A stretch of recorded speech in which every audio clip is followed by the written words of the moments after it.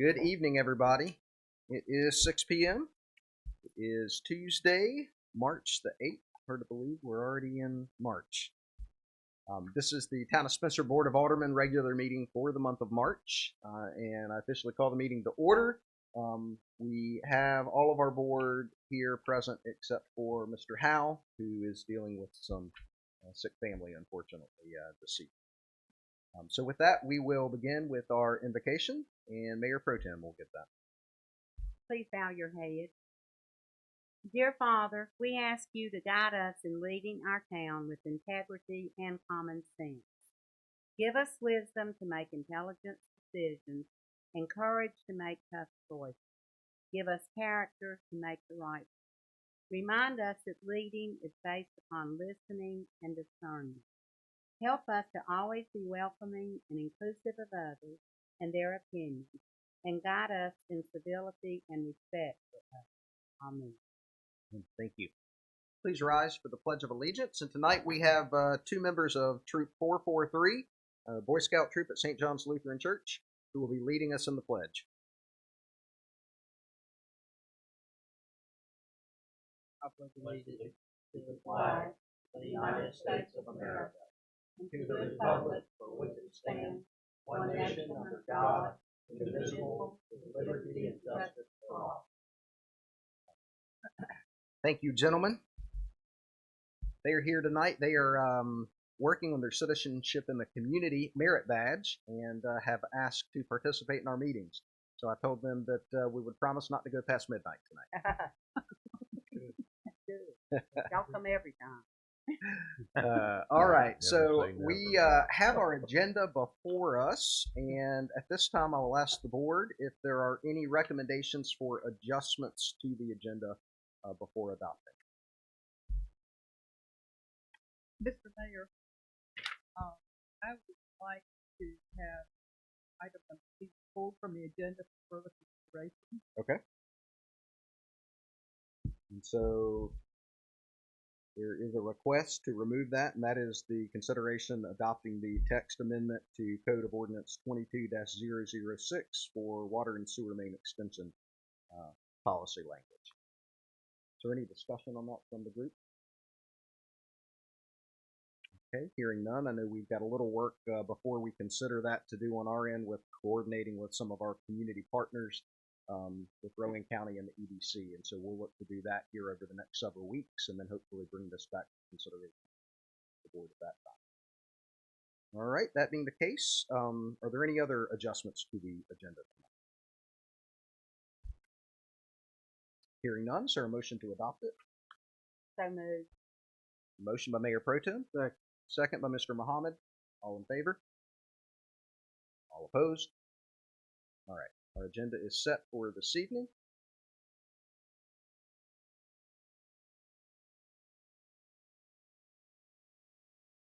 Stacy, I appear to have lost my agenda. It completely disappeared. Recognition.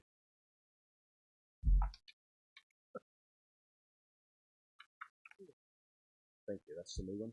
Well, no, that's not the new one. That's the... I have no idea. Technology has failed me. Thank you. That's the new one. Yeah, we're good.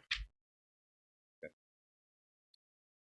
All right, very good. So we will begin with recognitions, and we're going to start with Mr. Rusty Miller. We have asked him to come and speak to us tonight on behalf of Friends of 8th Street Ballpark. They are doing great things in the community and working for 8th Street Ballpark. They've assembled a group of volunteers that are raising money, that are fixing up the ballpark, and also really striving to work with the Cal Ripken Youth Baseball League to increase membership and involvement throughout our community. So thank you for being here with us tonight, and we welcome you and would like to hear more about what you and your group are doing.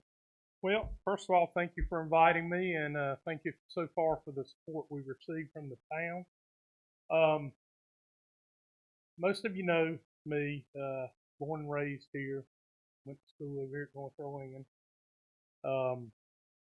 Went off to college, raised my family in the Raleigh area, came back 3 years ago. But this area has always been home to me. the facilities, the sports were involved. Miss Patty might not even know this, but I actually moved to Murrells Inlet to coach baseball at St. James High School where Roger went. Yeah, So I remember him. the ties that I have to this community follows me everywhere I go. But anyways, we moved back here, well, probably close to 5 years ago now. And one of the things that, as I look back at my childhood, the best memories I have were over there at 8th Street Ballpark. Dad was involved in the JCs, so we rode there a lot anyway.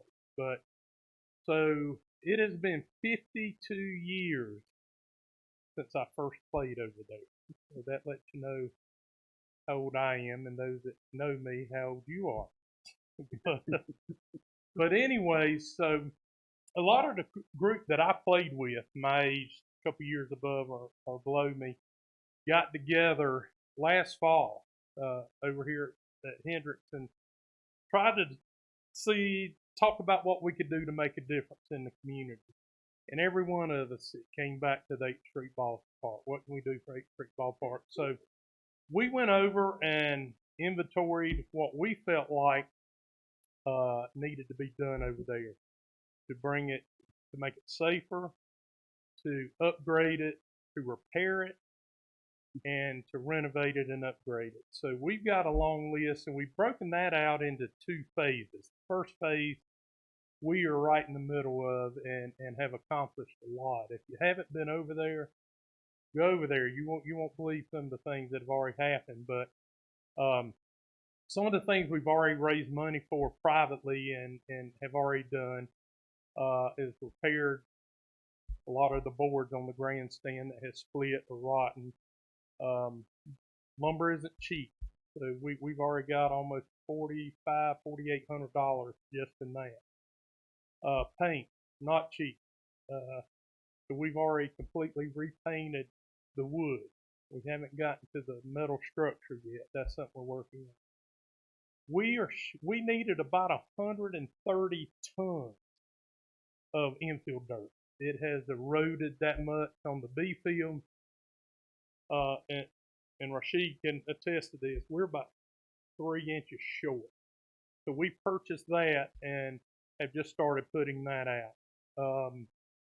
We have taken down all the outfield signs that every one of them needed replaced, and we have those ordered.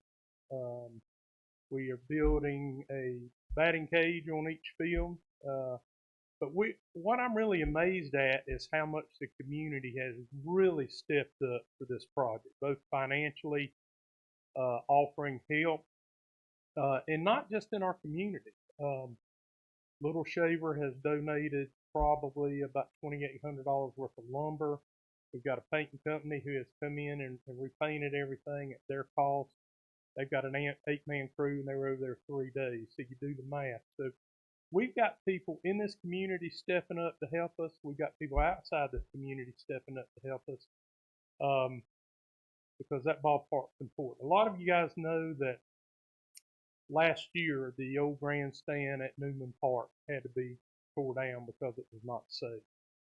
Same thing happened at the old Granite School where East Rowan played about 8 years ago.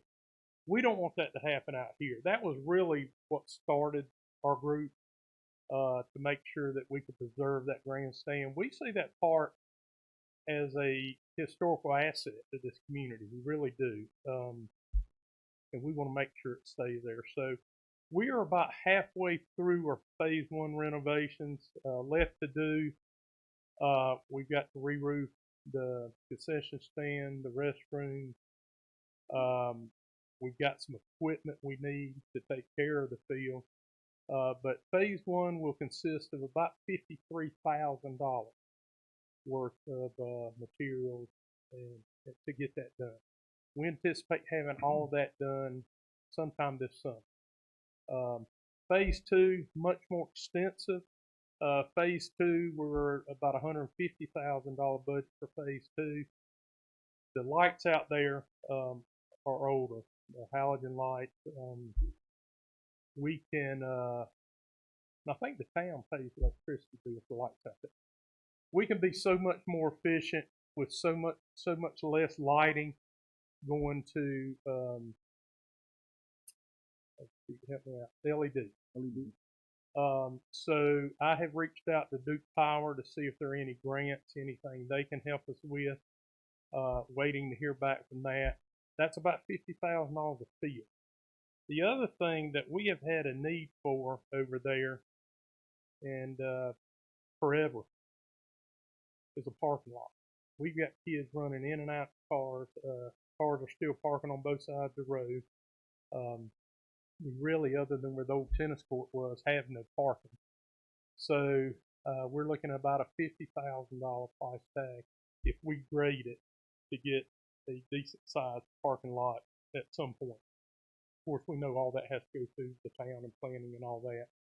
That's probably going to be a 2 or 3 year project. But so far, everything has run smoothly. I'm really impressed with, again, the community support. Where we are as a organization, we have filed with the state as a nonprofit. Our federal EIN number is nonprofit. We've applied for federal nonprofit to get that determination, letter of determination, which will allow us to receive a lot bigger funds. I'm being told that they're still working on April of last year application, so we're probably another year out. We did have a sizable donation. I'm not sure that was going to come through us because we aren't 501c3 yet with federal, that I think the town is accepting the funds for you. And that's a $10,000 grant from the HERB. It's all very close. So we appreciate the town doing that. Every penny will go back into that ballpark to finish what we need to do. But it really is an important asset to all of us. It's looking great if you haven't been over there. I mean, it's looking really good, and hopefully by summertime, late spring, early summer, we'll have the first phase completed.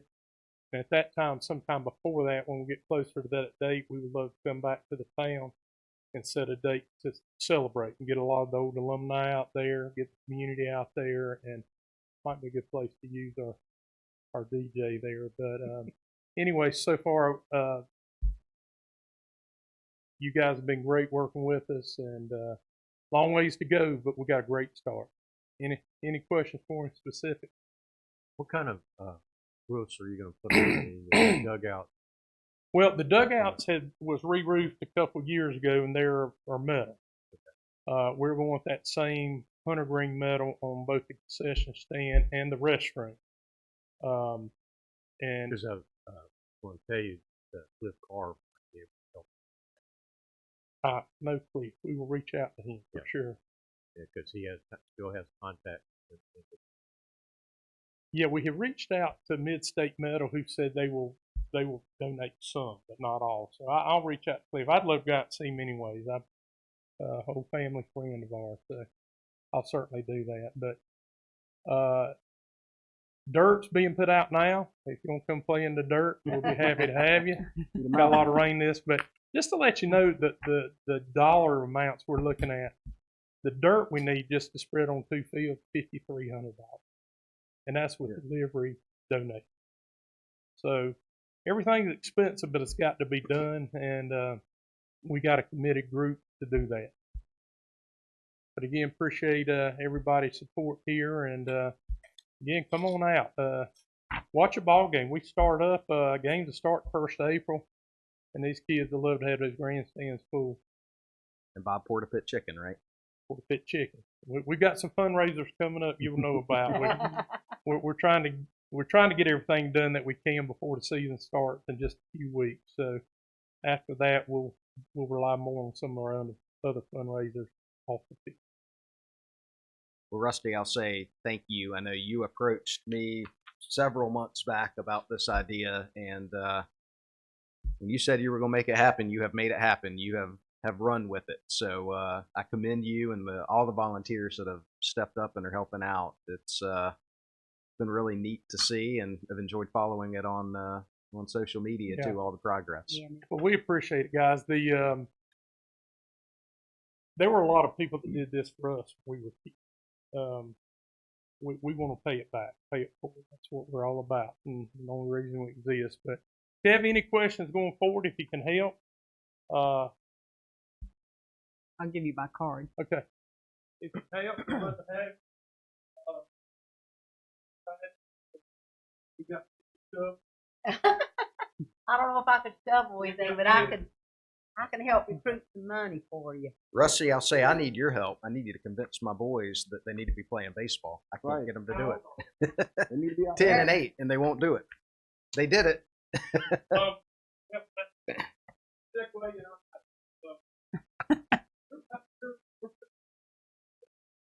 I might get them.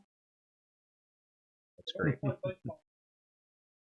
And Rusty, as one of your former teachers, I want to say it really makes me proud when I see former students participation in civic responsibility. You have really made my day here for leading me. I know. Thank you. Thank you.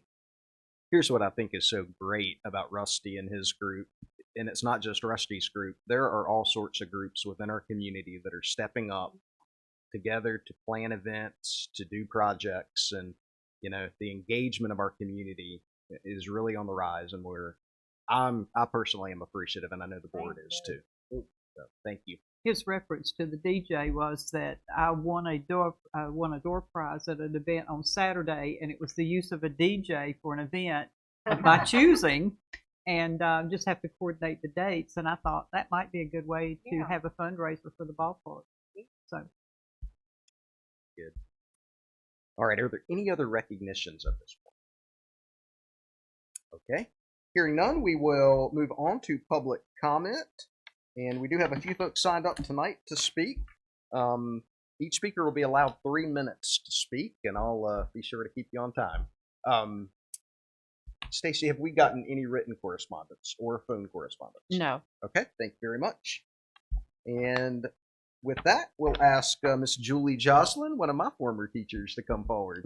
Good to see you. Good evening, everyone. Good evening. I really appreciate this opportunity. I've provided you with a diagram from my fine artwork. Again, I'm Julie Jocelyn. I live at 305 3rd Street, and I've lived there for nearly 30 years.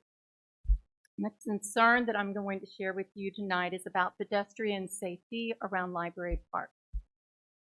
I'm pleased to note from where I am situated on 3rd Street that families and lots of children are really enjoying our park. As days become longer and warmer, foot traffic increases, and there's lots of dog walkers and parents pushing baby carriages around that park. If you take a look at the diagram I've provided, you'll notice that the first stop sign from Salisbury Avenue going down 3rd Street is not until Carolina Avenue, which is past the park.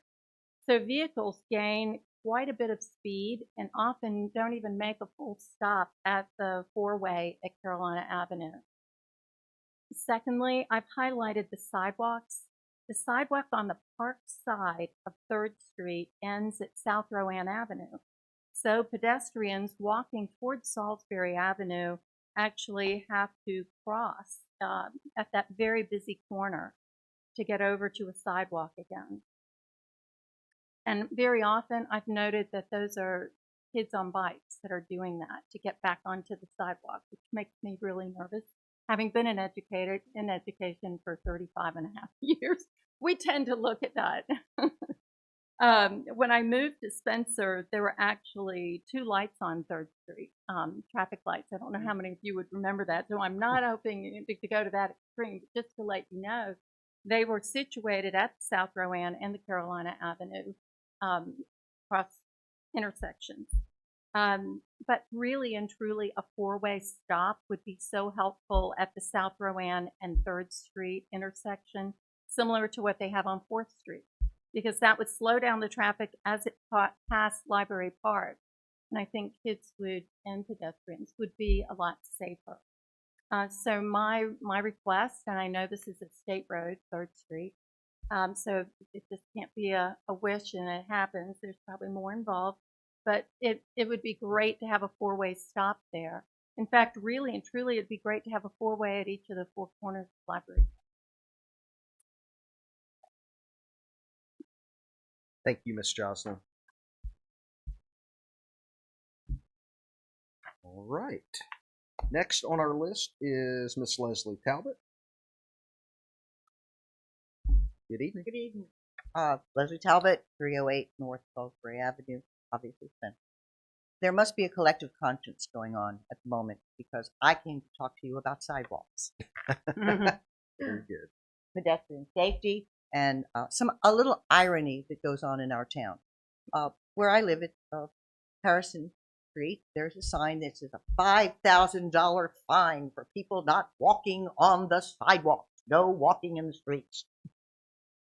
It sits where there is no sidewalk. I would love to comply because I don't want to pay $5,000, but there is no sidewalk.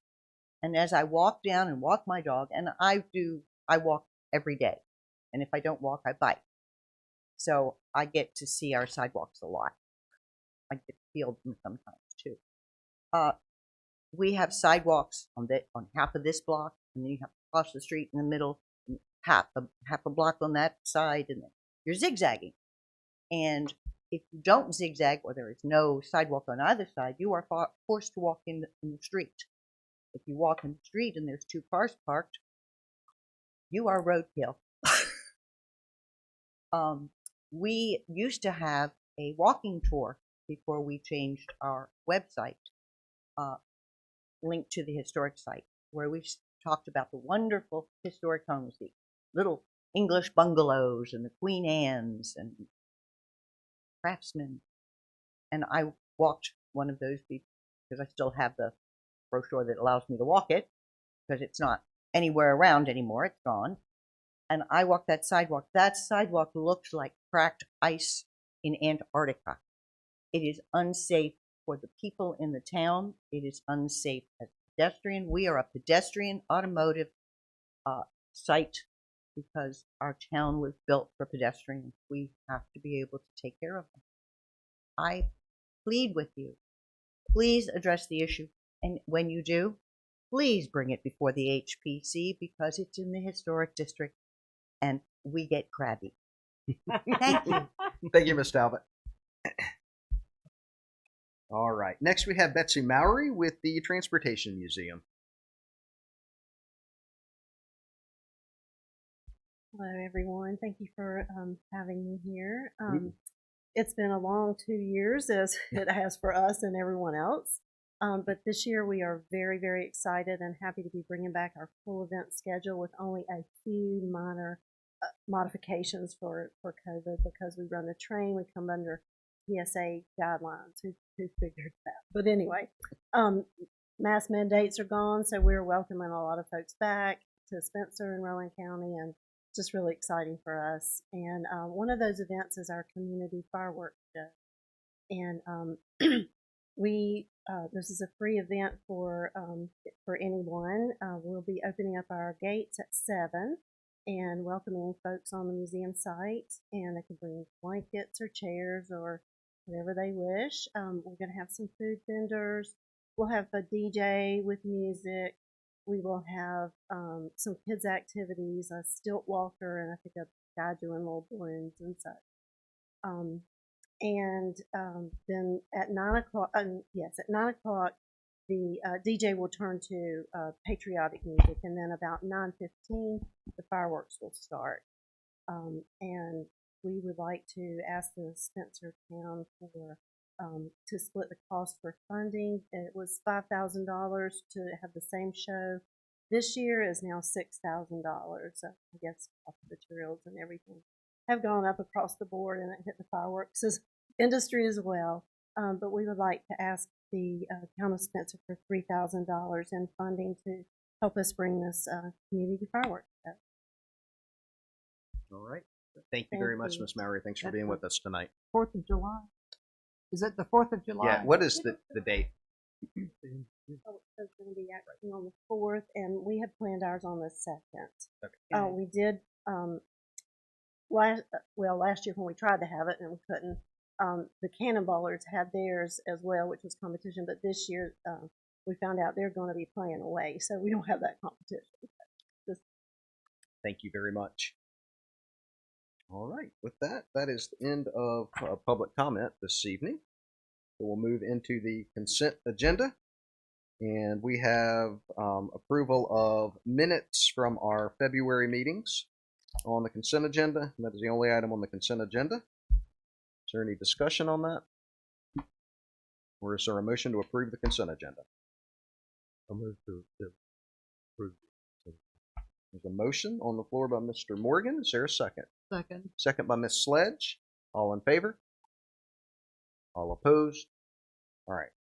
The consent agenda is approved.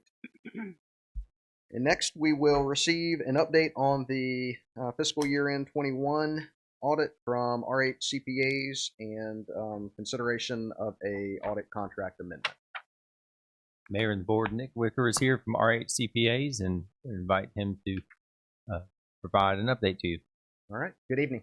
Good evening, ladies and gentlemen. First and foremost, on behalf of our CPA, I want to thank each and every one of you for the opportunity to serve the town of Spencer. This is my first trip to the new town hall. And commend the design crew here because this place is immaculate. Beautiful building, beautiful facility. Do you have any specific questions for me pertaining to the audit? I can give a brief overview of where we're at. That's like That would, yeah, that'll work. Okay. Thank you. So initially, the original delay with the issuance of the audit was COVID-19, and so then when I really got into my final review procedures, it was noted while preparing exhibits 1, 2, and 3, which is the government-wide balance sheet, government-wide statement activities, and then the fund level balance sheet, that we had some grouping issues and some fund balance roll forward issues from the previous audit. Unfortunately, we were unable to obtain an electronic final trial balance that reconciled to the fiscal year 2020 audited statements. So for me, I've had to go through line by line and identify accounts and then group them and make adjustments to get from that government-wide level to that fund level, because it's two separate things, right? So that's what has caused the delay. We are very close now. I expect to have a draft over to John Softly next week or so. And I would greatly appreciate if you'll go ahead and authorize the contract. And I'm happy to answer any specific questions you may have. All right. Does the board have questions at this point? Did you lose any employees to COVID? We have lost some employees. I wondered if that's part of the problem with the delay. Yeah. So I have had some staff turnover, non-COVID related, and some staff turnover. Sorry for your loss. Are there other questions? Any outstanding issues for the audit? Can Any you- outstanding issues? outstanding issues? Yeah, any. Outside of that grouping, no, sir. As I discussed with Peter in a phone call, throughout our audit procedures, we haven't noted anything that would equate to like material weakness. There is a significant deficiency due to segregation of duties, and that's just because of the limited number of staff in your account. So strong internal controls require that you have adequate segregation of duties, and due to limited personnel size, that's a significant deficiency we've encountered. But outside of that, there's been no other issues with our audit procedures. So would your recommendation be to add more staff in that area? So that's where it's a real fine line.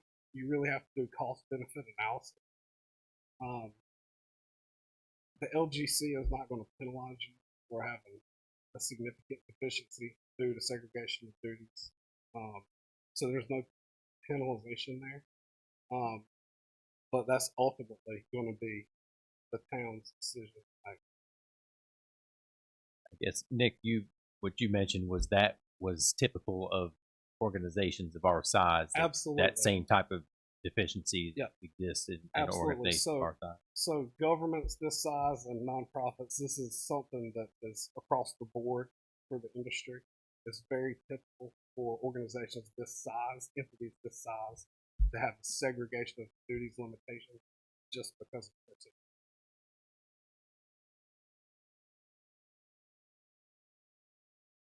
I guess maybe some of the problem might be we lost our finance director, a couple months ago. Has that created a problem? Or is that good? So the departure of Faith Wilson absolutely impacted it, but the impact wasn't great enough that I felt like I needed to specifically identify that section. Okay, so And again, this audit for the previous fiscal year. Right. okay, Yeah. I got you. That would That would not have affect this necessarily- year. Sure, it's impacted the ability to get all the information. Well, the fact you that we need. didn't have finance officer. Right. Would be. Yeah. Right. Before we got paid. And she came in mid-year too, and Right. that complicates things. This is also an initial audit. So in initial audits, it's commonplace for professionals to share a final group electronic trial balance. This is what we commonly call a grouping schedule, and that's what reconciles to the financial statements themselves. And unfortunately, I was unable. Is that because it wasn't done electronically, or is it? That's correct. Okay. Not done and maintained. Okay. So, what is the proposed schedule for finalizing? Finalizing, yeah. I expect to have a draft with John Softly within a week. Mhm. In discussions with him, it's going to take him a day, 2 tops, for him to complete his review of it and accept responsibility for our non-attest services there. Mhm. And then after I get that back, if there are changes, we'll make those changes. If not, we'll go ahead and we'll upload to the LGC. And how long does it typically take for their approval? That's a loaded question. It depends. Sometimes it's a week, sometimes it's a month, sometimes 45 days. We're coming up on budget. Correct. Yeah. Correct. So you're requesting an extension through March the 31st, right? Yes. Okay. Any other questions at this point? Well, thank you for your work. I know it's been a challenge with staffing issues and COVID, and we appreciate you sticking with us and working through it. Absolutely, and I appreciate y'all. Thanks again for having me tonight, and I wish everybody here safe travels home, and each of you a blessed evening. Thank you. y'all. You too. All right. And so with that, we do have before us an extension of the audit proposed through March the 31st. Is there a motion to approve that contract extension? Mr. Muhammad made the motion. Second. The Sledge seconded it. Any further discussion? All in favor? All right. All opposed? All right. That is extended to the end of this month. Thank you all. All right. Mr. Blunt, next on the list is one of potentially several future road name changes to take place. We have before us an item to consider changing South Spencer Avenue, a portion of it, to Meadow Street, where it becomes Meadow Street. Thank you, Mr. Mayor, members of the board. You have a memo in your package that has some really cute pictures along with it that will show you exactly what we're suggesting you do. As I've mentioned in the past, this was initially brought to us by Rowan County's 911 emergency system, indicating some misaddressings along that area. As we examined it more closely, we realized that not only were there certain properties misaddressed, but that the logic of the road itself was lacking. So we worked with Rowan County. We came up with a way to rename a section of South Spencer Avenue where it intersects Meadow Street, and then carry that out to the end of where South Spencer used to end at First Street. What we would request of you tonight is authorization for staff to proceed with this change. I will tell you that there are 4 properties that would have to be readdressed. We have contacted all the property owners by letter. We've had no response back from them. We have sent this suggested revision to Rowan County. They have agreed that this is a workable solution to that section of the road.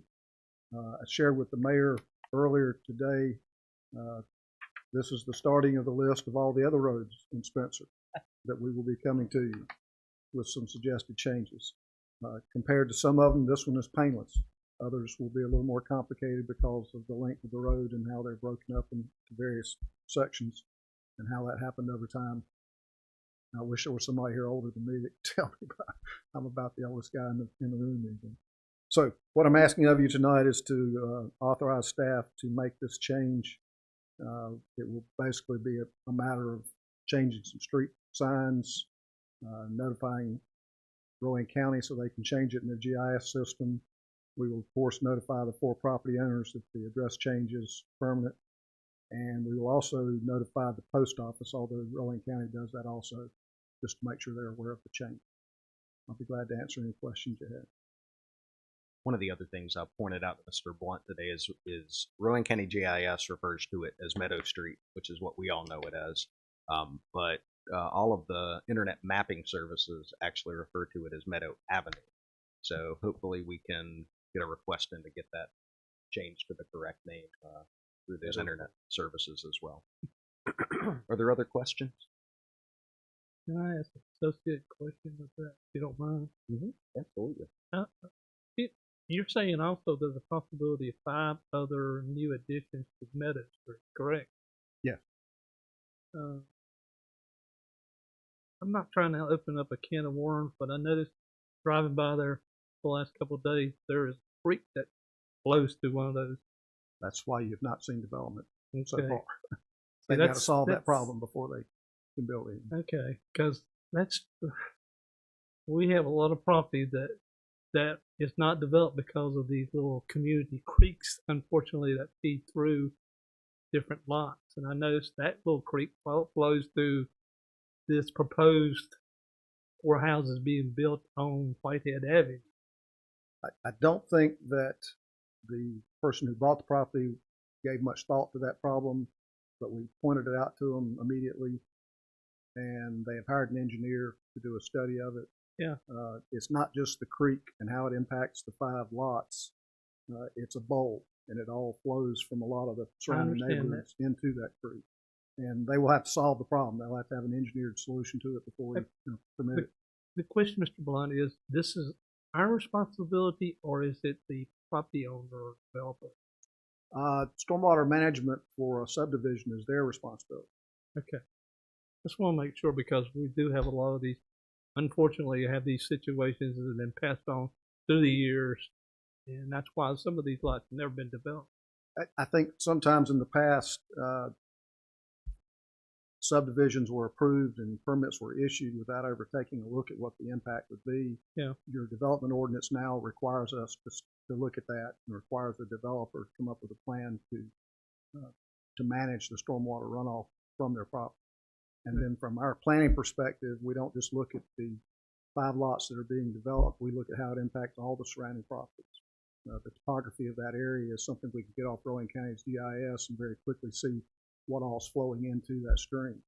And if you stop that stream up, if you just built over it, you'd have some serious flooding problems. Yeah. The other issue too is for those that are considered blue line streams that are navigable, and that definition's up for debate. But for those particular streams, we do have floodplain development ordinances that prohibit fill within the floodplain.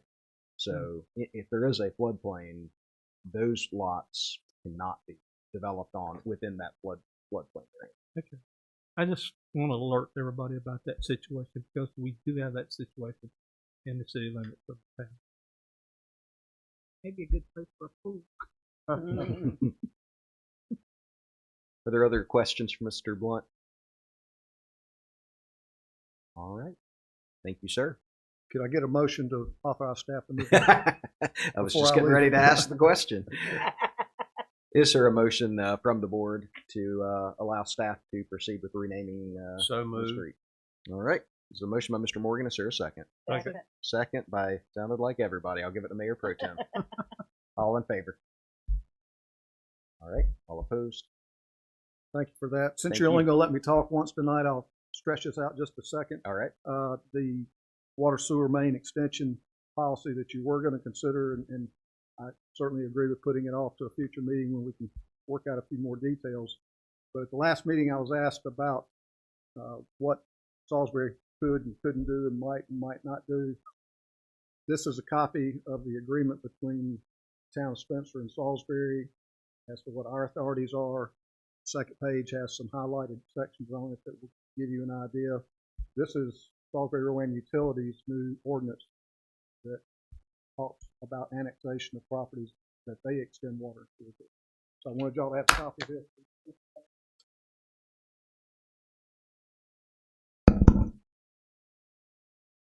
Mr. Blunt's handing out homework assignments. tonight. Absolutely. Thank And you if you very have much. questions about that, please feel free to stop by or give me a call. I'm not always here, but I'm always available. Thank you. All right, the next item is to consider adopting a budget amendment ordinance 22-004. Mr. Franzese, I'll let you address that with the board. Thank you, Mayor, members of the board. This budget ordinance will allow appropriation of a $500 donation that was provided to the town for the purpose of increasing the budget for purchasing books at the library. And so that was a kind donation received. And again, this budget amendment simply allows that donation to be recognized and then appropriated as an additional book expenditure. Very good, thank you. Any questions from the board at this time? And it is designated for book. Is that correct? Yes. Designated for purchase of book. Yes. All right, any other questions? All right, we're certainly appreciative of the donation and being able to add to our library collection. So with that, is there a motion to accept or approve the budget ordinance amendment? I move to accept the budget ordinance, ordinance 22-004. I'll second. The motion by Ms. Sledge, second by Mr. Morgan. Any further discussion? All in favor? All right, all opposed? And that is approved. All right, next item is to receive our departmental reports, and with that, we will start with our planning department report. Mr. Blunt, we're going to let you talk twice tonight. Well, I'll talk 3 times now. I know Joe and Kyle are both very busy with their ends of this, HPC, CAC. Joe's working diligently on several special projects. You have a copy of my report in your package telling you what keeps me busy and keeps me awake at night, and I'll be glad to answer any questions you might have. All right, thank you. Are there questions from the board for Mr. Blunt tonight? We're letting you off easy, thank you.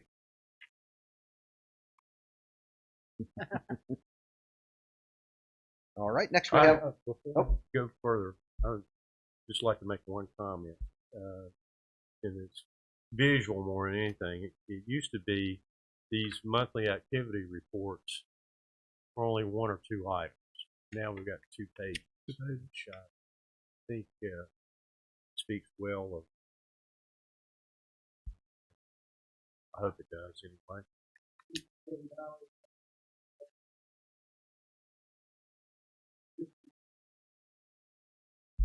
Thank you, sir. Thank you very much for your help. All right, Mr. Osborne, code enforcement. Sure. Mr. Mayor, fellow board members, kind of focus your attention on my monthly highlights there. I had a total of 12 cases. 6 were open at the time I made this report, and 6 were closed. I had 23 cases year to date, 4 violations through the month of February. I was able to close 11 cases during the month of February, and I got reconciliation. There's always ongoing. I should take that off, but so it never stops. One thing I do want to point out in my report is I have a new status report in there, and what that does is allows you to see all the changes, the status changes within the month. And so you can see the cases that were closed or open throughout the month of February, and what they were for, the nature of the complaint, whether it was a complaint received through a walk-in on site, or if it was a phone call, or even if it was a portal complaint. I've received a couple of those here recently, so it's encouraging. And also it gives the main status of how it was either enforced. So that's a new report that I've provided to you. I wanted to go over that a little bit so you can actually see which ones are still open and which ones are being closed through the month of February.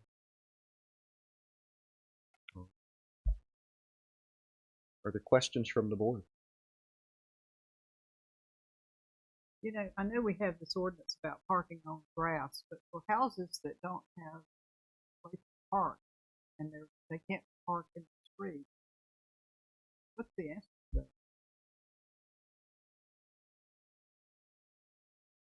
that? They're parking in the front yard or in the side yard, and they're not parking in the street. I'm trying to understand what you're. Well, I mean, I'm just saying, you know, one of these voluntary abatement, parking the front lawn, blocking sidewalk. I mean, I understand we can't block sidewalks, but if people don't have a place to park in there, don't have a parking driveway or whatever, where are they supposed to park? Well, what I understand, I believe they can request to have a curb cut and put in a driveway if they so wish to have one in the front yard. So that's an option for them. Curious.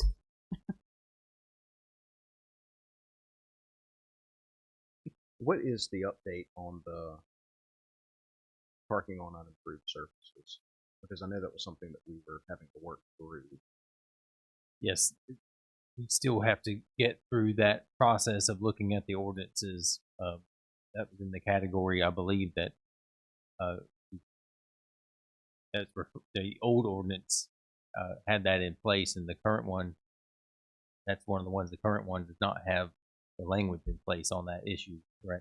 So that's still outstanding. So what is the plan schedule-wise to address that? Because to me, it seems like it's becoming more of a problem because we can't technically enforce it right now. And so, you know, staff has provided a few issues to you as we've come along over the last few months, and you know, that's going to be the next batch to start looking at. So I don't have a timetable for you today, but we can get one together for you, provide an update. What does the board want? I think we probably need to provide some direction on timing of when we'd like to see some of those things, especially the parking one. I think with summer coming up and everything else, I think that would be, we need to do it as soon as possible. What is as soon as possible? You have a time frame? I would like to work with the staff. What's we reasonable with them? Yeah. Can we get an update on next month on it? Although I had heard mention of this, I wasn't aware it was something that we were needing to progress on very quickly. Certainly adopting an ordinance so that we can have language in our current ordinance is a matter of your next meeting. You could do it if you want to. Solving the problem comes back to where do they park. If they don't have a parking place, you can have a curb cut in some places to put in a driveway. But in reality, some of the older homes were built with plans to park on the street. And that's where you're supposed to park right now. We are also doing another study that I've mentioned to you about parking on one side of the street only in some areas where the roads are too narrow to park on both sides. That's a part of the study that's ongoing that we'll get back to you, not at your next meeting, but sometime in the future. So it's a lot of moving pieces. The alleyways is another issue we're looking at. A lot of moving pieces on the parking issue. As far as getting language back in the ordinance, I'll see if I can get that done by the next meeting. Thank you. That was, we had language, and then when we did our 160D updates, that was a piece of it that got lost in translation. And I think it's important that we pull that back in so we can actually have a way to enforce it. Right. Right. Thank you. Any other questions for Mr. Osborne? All right. Thank you very much. All right. Next is our police department report.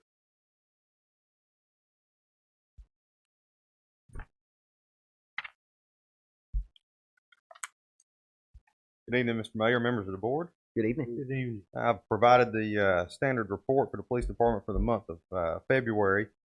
We're running about average, looking at about 1,200 events for that time frame. I want to point out again, the guys have stayed with the school check initiative. So we had 180 school checks this month, and so we're definitely that's going to be a new permanent for us, trying to stay with that. More attention to the schools, more interactions with the children. To update you on our hiring process, we have 2 individuals that we actually qualified last night, which pushes us close to the end of their hiring process. Our tentative start date is going to be the end of this month for those 2, so my plan is to have them introduced to the board next month. And then we will continue searching for additional applicants. Myself and Sergeant Leonard have begun working on a new recruitment program, recruitment brochure, some handouts, and we're going to be canvassing the current community college VLET classes, most likely later this month or April, depending on when we can get that all printed up and ready to go. If you have any questions, I'll be glad to answer them. With the replacement of these 2 officers, how many are we short? So currently, we have 7 positions open. The way I currently have it structured, we've got 3 positions that are covering patrol. The sheriff's office covering the 4th. That's giving us 24-hour coverage. That still leaves me as administration. It leaves Sergeant Leonard as a floating officer / administration, whatever he's assigned. His shift kind of varies, whether it's a patrol shift or it's an admin shift. And then it still leaves 2 in our schools, the high school and the middle school. So putting 2 more on will get us closer to kind of slowing up on our sheriff's office contract. Obviously, I don't want to stop at cold turkey because we've been denying leave to these officers, which I say denying, they've not really been asking because they know the predicament we've been in. But it's springtime, spring break. Our guys retired. We actually approved one guy to go ahead and take off a week this month. So we're going to start trying to give them a little bit of leave. So we don't want to cut the sheriff's office contract cold turkey, but I anticipate we're going to be stepping down. After this month, we'll probably slow up on the number of shifts that we'll need covered. I believe in February we had 11 shifts covered by the sheriff's office. Okay. One other comment I had, or somebody asked me to check with you as far as that goes. There's been some problems down at the 8th Street ballpark. I know Knight's talking about 8th Street, but there's been reports about some kids hanging down there after school. So could you make sure that we send officers down there afternoons just to check it? It's mainly in the grandstand. Okay, yeah, definitely. I don't believe I haven't heard of any calls being made about it, but certainly we can add it to our regular patrols and business checks. I don't think that'll be a problem. Thank you. Are there other questions from the board? You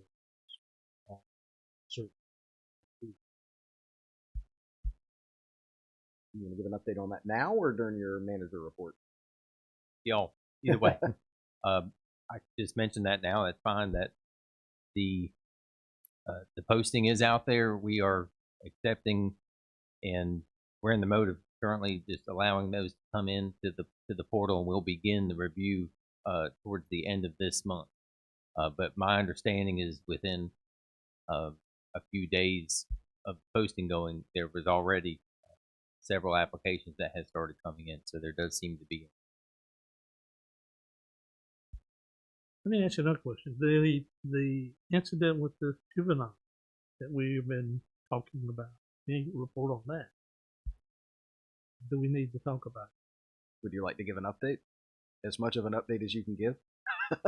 I mean, did anything we did that do any good? Yes. I will say I'm very thankful for what Mr. Mayor and the board did.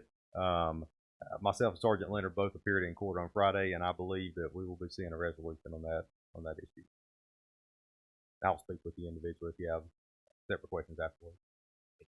And thank you for the work that you did, rest. Yes, sir. From the incident that happened last year. Yes, sir. Yes, I appreciate it. Yeah, that one, that was about a year-long investigation. A lot of times those cases of that magnitude take a little extra time depending on all the ins and outs of that case. So, good resolution on that one. Keeping a bad person off the street. Thank you for staying on Thank you top very of much. it. Okay. Thank you. Thank All right. Next is our fire department report. Be planning.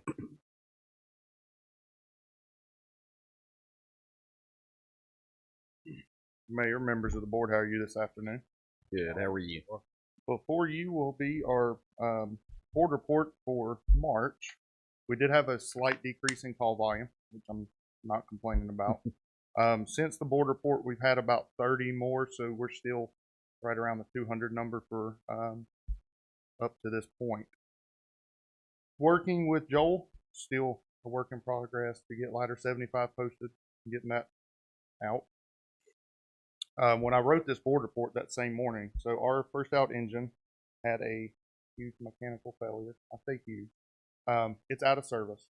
So the front shock mount decided to snap in half. No clue how. I went to wash the truck one afternoon, seen the shock dangling off the front of the truck, and obviously that's not good. So that is out of service. I'm waiting a quote for that. Obviously it's a no-brainer. I have to repair it. Pump testing was also that same week. We put our reserve engine in service. It passed pump testing. However, there are 10 valves which open our hand lines that are leaking. So again, now we've identified another issue that has to be addressed. That's going to be right just shy of $3,000 to get those 10 valves replaced. Had a fire in East Spencer last night. Identified why it's important. You open one and you're charging multiple hand lines when you're supposed to just be doing one with those leaking valves. So I'm just waiting on the company we use to give us quotes, get the POs put in, and then give us a time frame to come and make those repairs. Obviously with 751, it'll consist of dropping the axle in our bay, jacking the leaf springs up. The mount is actually between the axle and the leaf springs, so it'll be a couple of day process to get that repaired. Coffee with the fire chief. Originally, the Millworks Fire Memorial was thought to have been today. It was actually yesterday, so we still did not have that, just in my planning to go to the memorial. Our full-time process is going great. Like a sigh of relief to say that. I think we've received 11, 12 applicants, 3 of which are internal.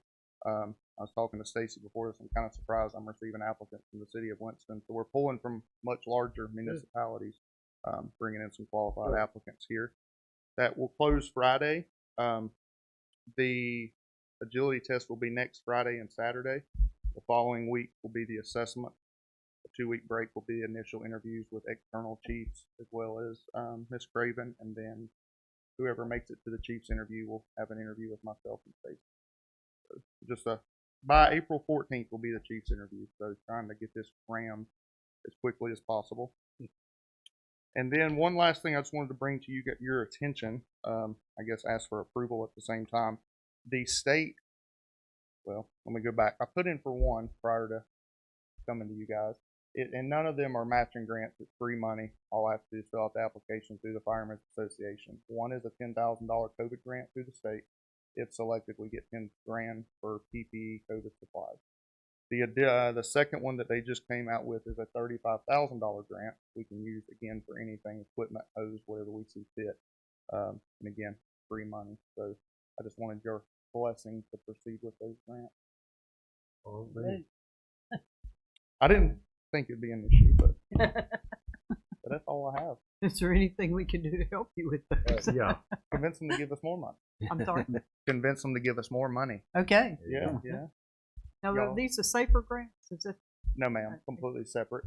So each year there's a 50-50 matching grant, which again, I know we have talked previously on me future putting in for that. Never been done, or it was many years ago, and then we went away from that, where we can get up to $60,000 worth of equipment for 30,000 or whatever that 50% price tag looks like.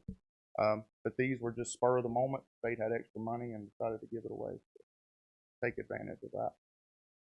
I mentioned Harry Warren. I saw him a couple of weeks ago, and I mentioned to him that our fire department could use some help, and he said we should talk to Carl Ford and to Julia Howard, because Absolutely. both of those state senators are for those kinds of funds. Most definitely. Yep. The county did, I'll update you on that. The county agreed to, out of their excess COVID money, replace all AEDs for all fire departments in Rowan County. So we will be getting 5 new AEDs, which is roughly about $10,000 worth of equipment. And hopefully, there'll be some more positive news coming from the county. I think that we're going to discuss that next week. Yeah, appreciate counties being a very good partner with Spencer and other municipalities right now. Be helpful. Any other questions? Yeah. When you apply for these grants, are you using the town's grant writers as far as that goes, or are you doing this on your? So a lot of the state grants through the Firemen's Association, you don't have to write anything. Okay. It's simply, I have to put my roster, every member that's there, what our budget is. Right. Peter's information, mayor's information, and just hit submit. Okay. Very One other question, if you don't mind. This ATV that any status on that as far as? Yes. So the PO was signed Friday, I believe, for the ATV or the UTV. So the original one, we kind of went back and punted. It was going to be a 260-day minimum delivery for the machine. So we did go with a Gator from James River here in Salisbury. It's $700 more than the absolute lowest, but we can get it. It comes in April 25th. Are they going to do the changing as far as putting the tank on there? No, that will be delivered here, and staff will mount that in. Okay. So, absolutely. It was shaved some funds by doing some installation ourselves. Any other questions? Yeah, one other thing, and we've talked about this. Has the county expressed any interest in restarting the musters? I know that they were very popular back when I was on the department. So I haven't heard anything and of that. they developed a lot of camaraderie among the various fire departments that participated. You got to know the crews that you would fight fire with. And, I agree. I always saw it as a positive element for the community, wherever the event was hosted. Absolutely. I know the Transportation Museum with the fire truck show this year, restrictions being dropped, that they're will be back in full swing. They're wanting to do a water ball game. Problem is, in years past, they don't even have enough participation from fire departments to do one game. I don't know at what point the muster maybe will be brought back up.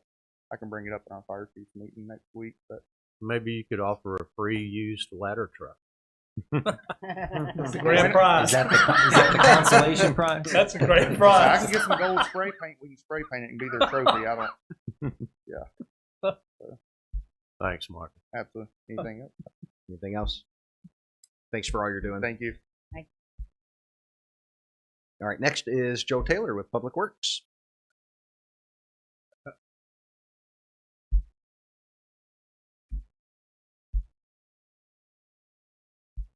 Good evening, Mayor, members of the board. Good evening. Good evening. Just a reminder that the Leaf Act will resume starting next week for a month. So it will run from Monday until actually the 14th of April. That'll be the Thursday before Good Friday. And so you have a month. There's quite a few piles out there already that I've seen that people have been putting out. Thanks, you just gave me more work to do. There you are. Sorry about that. The spring mulch giveaway is still scheduled for May the 7th. So just keep that on your calendars. I know it's a little early for that, but I like to advertise as much as possible. We'll make sure we get it on the website and everything so everybody will have access. We have been working, I was hoping he would stick around, but I'm currently in talks with Duke Power about getting that guide wire out of the ball field. Yeah. I do have a work order number now, and I actually have a gentleman has called. I've called him back, so we're playing phone tag right now to see what they're actually going to do about it. But the first message he left said that there should be something we could do, whether we move the pole and all, or whether we move the actual just guide wire. So hopefully that'll get taken care of. Yeah, just for information, there is a guide cable going down on the right field line, and it goes inside fair territory, and there's a post drove into the ground that is in fair territory.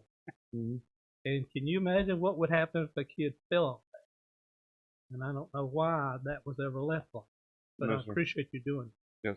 So we do have a work order, and we do have people being in contact. So Good. that's So maybe something will be done before the season starts. that is a positive. So Good. we'll go with that. Thank you.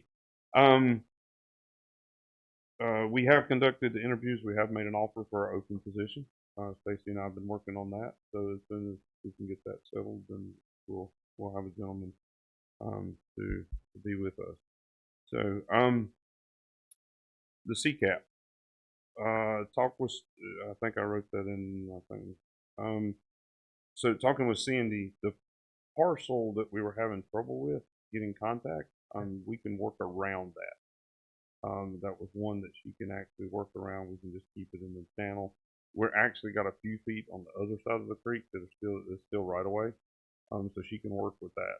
So we've moved along. We're trying to arrange a meeting for Thursday with the other three landowners. So if we can hold that on Thursday, then construction will follow pretty quickly after that. So we are moving forward.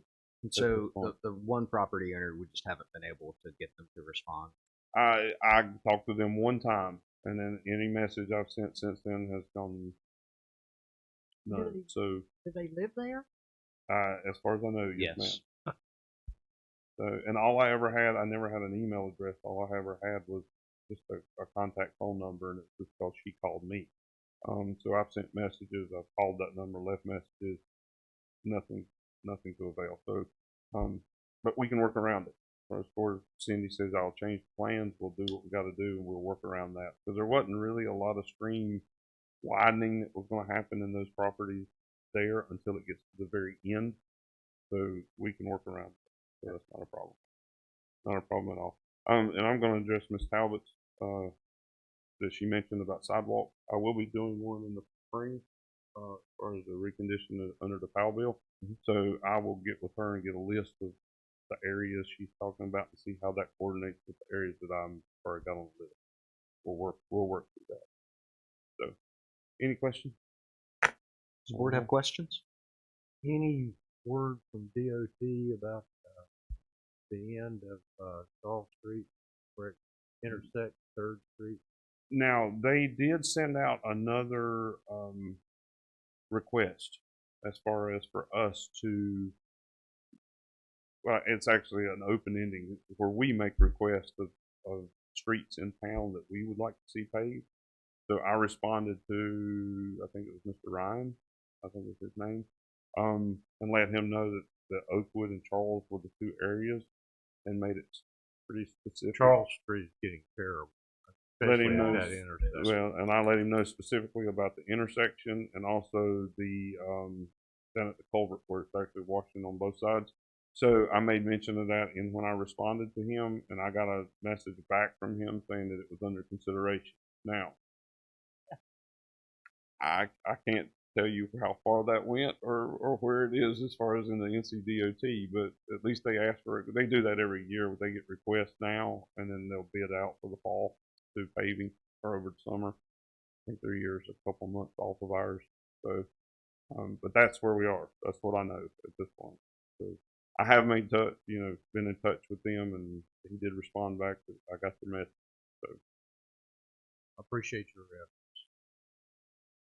It needs to be done. This before the next. Yeah, exactly. So, any updates on the lighting for the parking lot out here? Oh, the lighting. Well, I don't have any specific dates unless Peter would happen to have any. Do you have any dates yet? Because I know he was supposed to set up a meeting with us. We signed the contract, so that part is taken care of. The old lights have been removed. Right. As far as the light poles, there's a little issue with the bases. It's going to be a little more involved, but that's okay.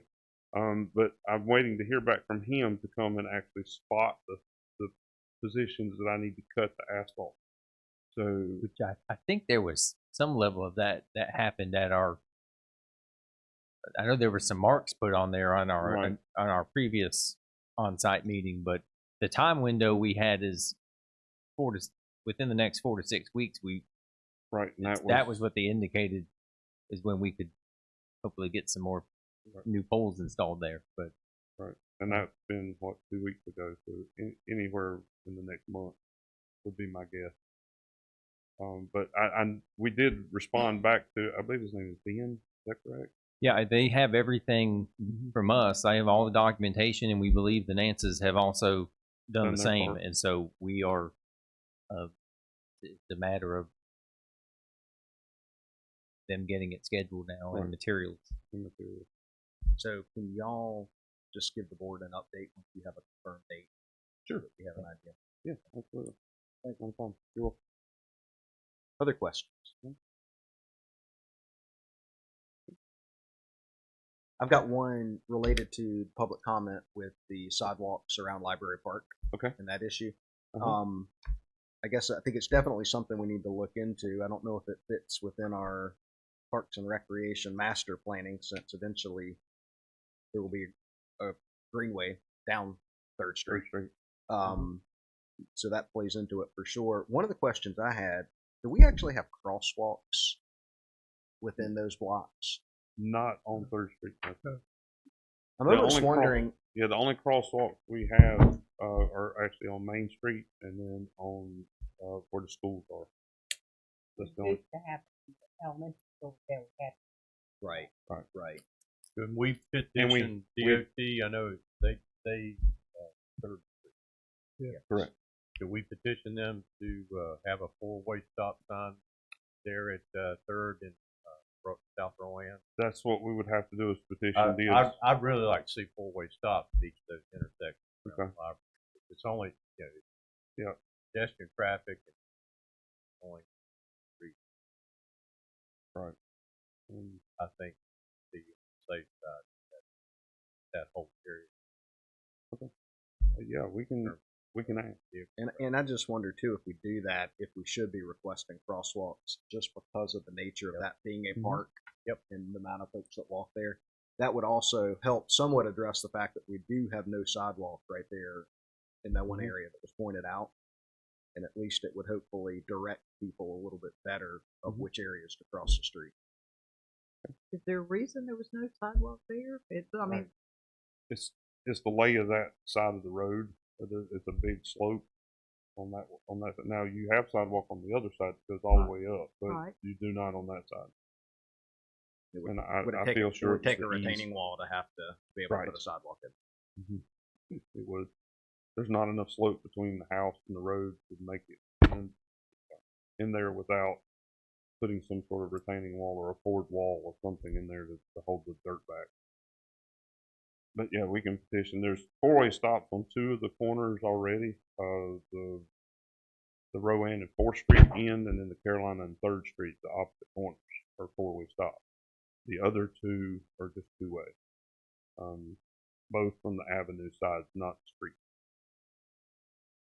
And yeah, we can petition DOT about that and see what they have to say, and if they'll entertain that idea, allowing us to do it. Yeah, and then the question on 4th Street is 4th and Carolina, should it also be 4-way? Technically, yes, sir. And that would be that's one of the things I think there's confusion throughout town. At one point, there were all these 4-way stops put up, and there's some areas that don't have them, and so it can be a little tricky for folks that might be expecting one or not expecting one. As many times as we travel them, it's the same. You'll be paying attention, think you're on one street, you're really not. So, yeah. Understood. One quick question. Yes, Speaking of sidewalks, and I've mentioned this before, what's the possibility or process of ever getting sidewalks on Oakwood between those schools, from the elementary and middle school to the high school? Because when spring comes, there's kids traveling that road, and I'm just so concerned that someday somebody's going to get hurt or even lose. I picked up my grandson to take him to North Penn High School because I won't let him walk. And everybody doesn't have that option. It's just dangerous. There's a bad curve there. I've heard a lot of people concerned about it. We've been talking about it since, North Middle was built over. Yes, ma'am. So I didn't know what the process is. Well, we applied several years ago with the Safe Routes to School program to get sidewalks on Charles, the state part of Charles, which would be from 3rd Street down to Oakwood and then Oakwood. We were denied because of the expense of it, because there are no shoulders on either road. And then there's the creek crossing right at the high school. They would have to bridge that to be able to come. So that was denied. Now we can revisit. I can go back to them. We can ask, see what we can do.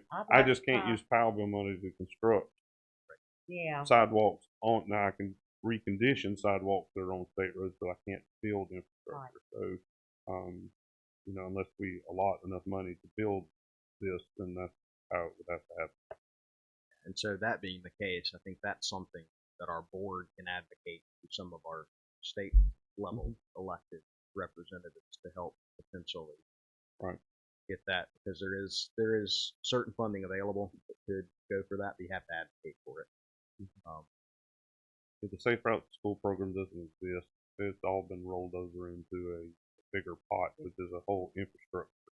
And they go after the bigger projects that include roads, sidewalks, bicycle lanes, any of that is condensed together.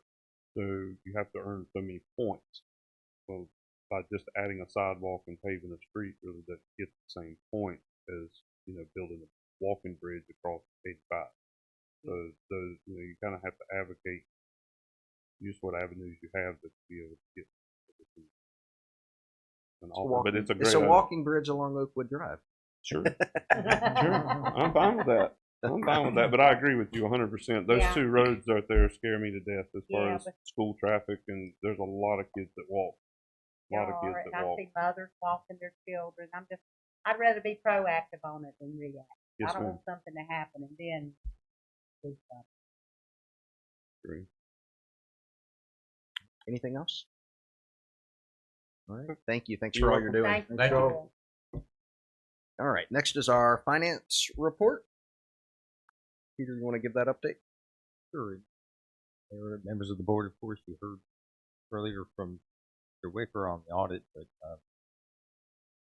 finance report is available, and our revenues are running ahead of expenditures point here, so that's good. Any questions? Be happy to answer. All right. Questions from the board? I'd like to make a request on some of these reports that you shorten the width of them slightly so that they're not inside the binding. Oh, they're just hard to. For the hard copy, yeah. There was bigger margins. Well, there was one other report, and I don't remember now which one it was, but it was very difficult to see the side of it because of the way it was found.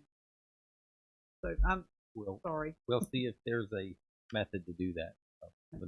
Some things are generated for us. Understand. Do our best.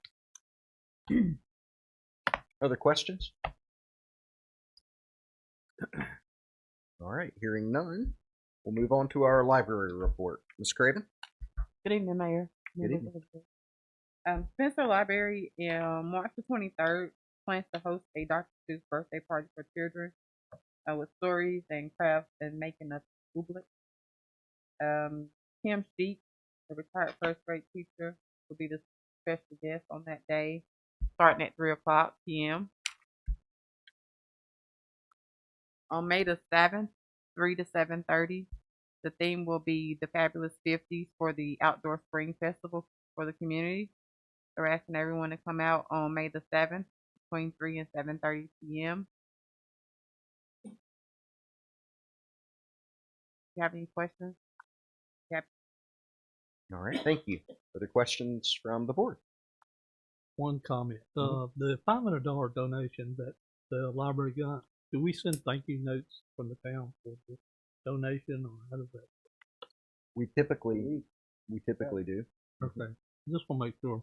Yeah. Also, this May 7th, I know that she's planning this thing, That's also the day that I know Joel's having this mulch giveaway. I don't know if that's gonna. You might be tied up both places. Is that right? I think it happened the same way on last year. When I started that event happened, it was about the same. Joel did that in the morning. It is. It's 3 to 7:30. Okay, but there are going to be events in the morning because our church, the Methodist Church, is going in with them, so there will be events in the morning out there.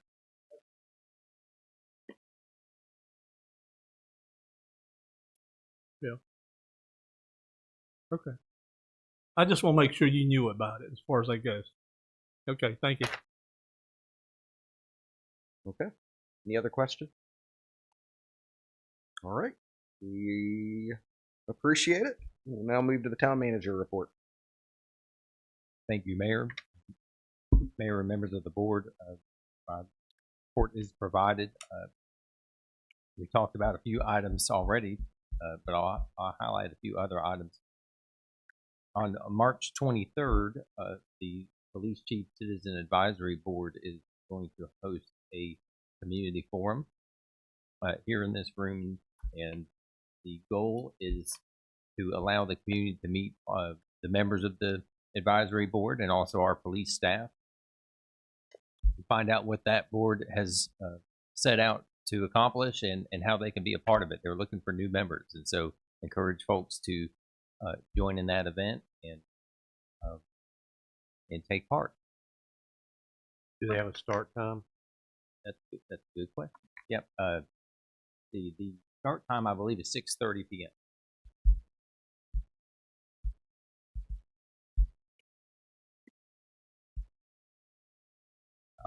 One note that we've shared from our partners at the City of Salisbury, the City of Salisbury has had a utilities payment drop box here in Spencer and elsewhere around the county for, I guess, a long time, and they have made the decision to discontinue that starting in April. So they are communicating directly with customers. We're assisting and sharing that as best we can. We've posted the notice here.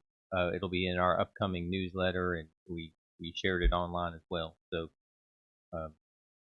methods of payment now include? Yes. So there's a few options. You can pay in person at Salisbury's Customer Service Center. You could pay by the phone. You could pay online, and of course, you could still mail it in through the postal service. So, and there is a phone number you can call if you have questions about this. That we have wherever the update is posted. There's a phone number that Salisbury's put out there that you can contact if you have questions about it. But that's something we wanted to make sure folks were aware about. We also have a new tool that if you go to our website, you'll see something pop up on the front page called Text My Gov.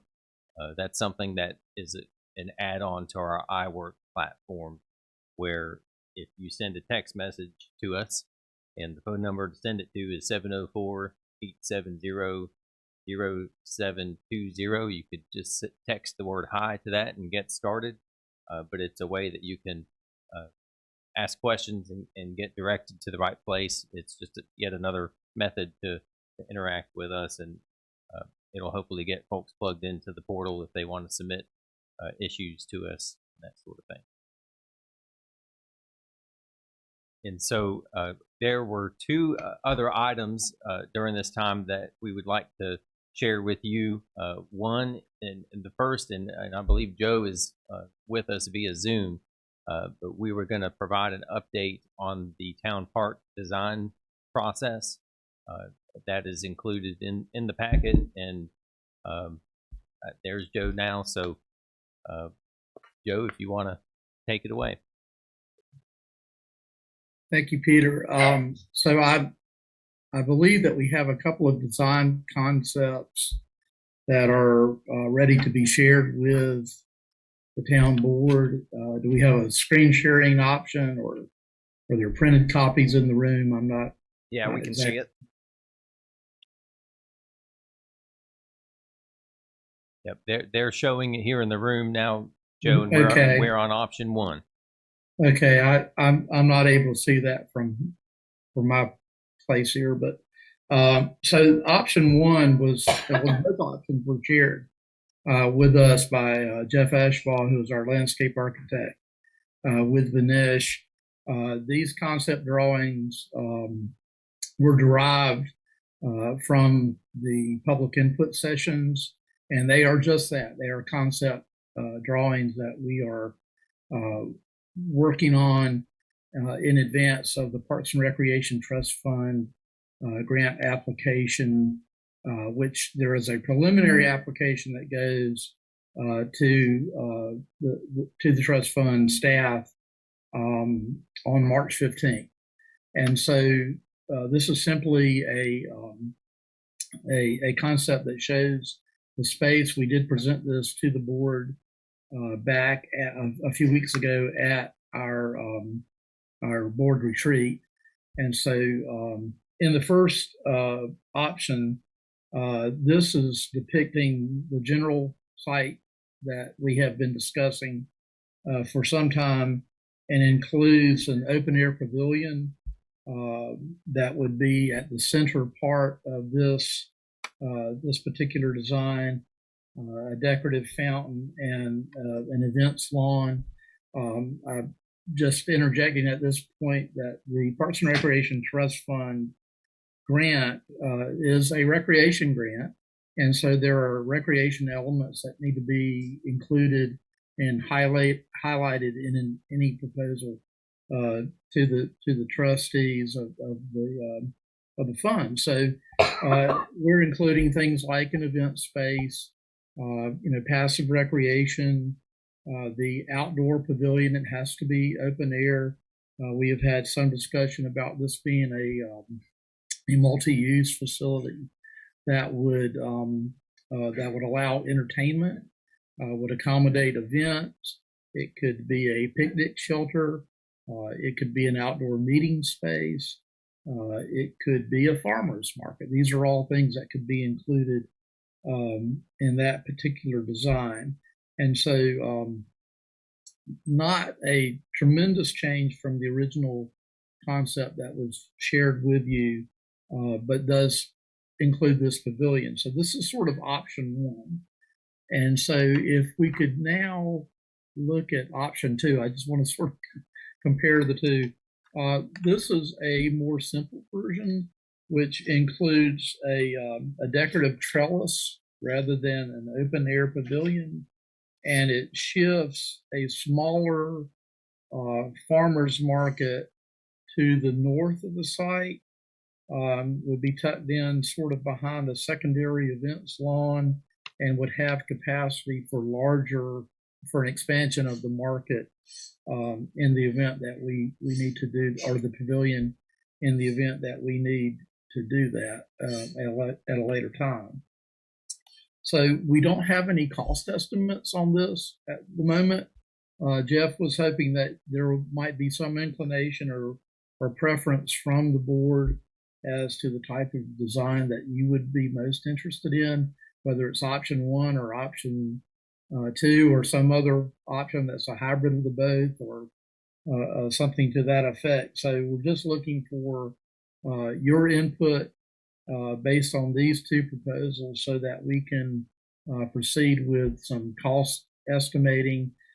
Again, the Parks and Recreation Trust Fund grant is not formally due until May 2nd. The March 15th deadline is sort of a technical review to the staff, letting them know that we're working on the various components of the grant criteria. And I'll stop for a moment to listen if there might be any input from the board about either of those options, anything we missed or needs to be added. And Joe, just to add in or emphasize that both designs have the same, I'd say, uses or facilities as part of them. They're just oriented a different way, and the option two kind of preserves the original thought of maybe a more open central area there that gives more of a direct view from Salisbury Avenue back to this building, and brings that round element that is repeated, for example, in our town hall lobby and at the roundhouse over at the museum. You see that there with that trellis design. So it kind of preserves that there while adding some of those other amenities there to the side, versus the other option one that is keeping within the original footprint and consolidating all of the elements together. In both cases, whether it be the structure or the trellis, that central space will have an elevation to it that can still serve as kind of a stage area in either case. And you will note that in both options now restrooms have been included. Right. So I guess we'd like to hear everybody's just kind of gut initial reaction. If you have a preference, one versus the other. And I will caveat that by saying part of our process is that as we move forward, we basically have to submit a concept plan with the grant, but there will be opportunity when we move into actual formal design of it for revisions as needed. And also we intend on getting community input as well. And Peter can talk a little bit more about that here shortly. But what are your initial reactions?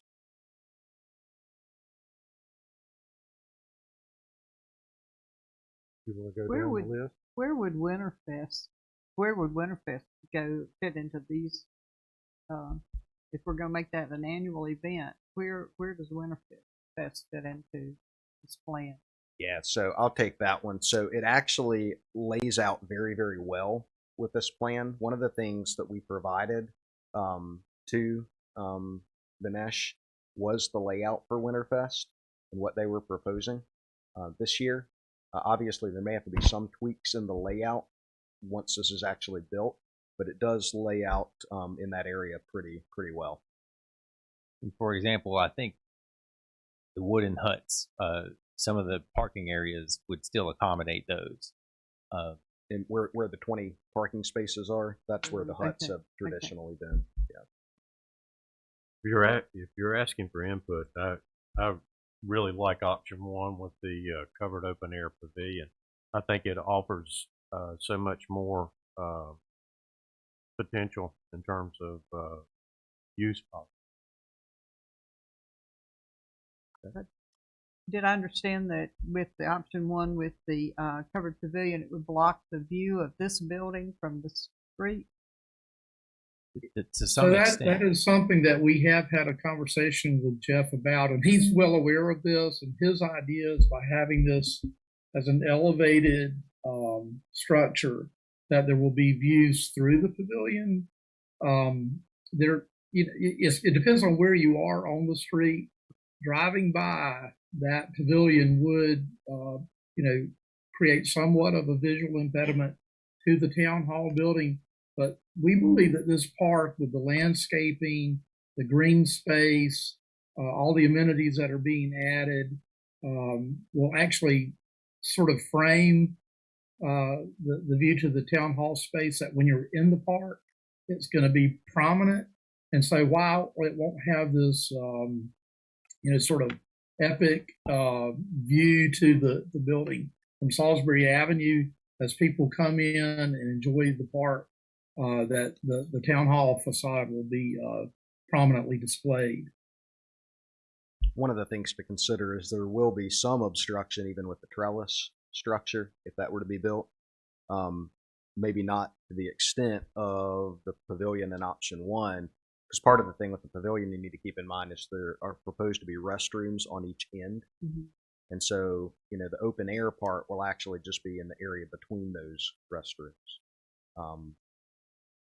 But I think, regardless, no matter what we do park-wise, unless it's all grass through there, there will be some obstructed view to the town hall.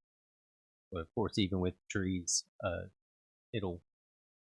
And I think the intent is that the park be the focal part of, at least from Salisbury Avenue.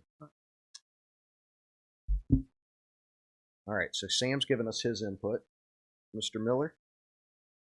I kind of agree with Sam. The covered open air pavilion gives us more events that can be happening there.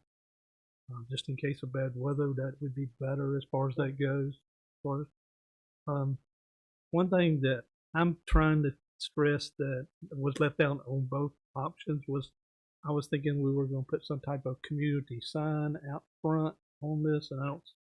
Maybe I'm not looking at the right place, but I don't see it existing as far as that goes.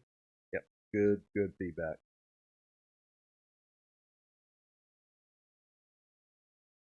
Okay. Ms. Sledge? I like the idea of the covered pavilion.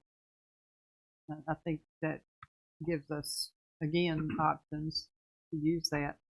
And you did say that possibly it could be used for community meeting space.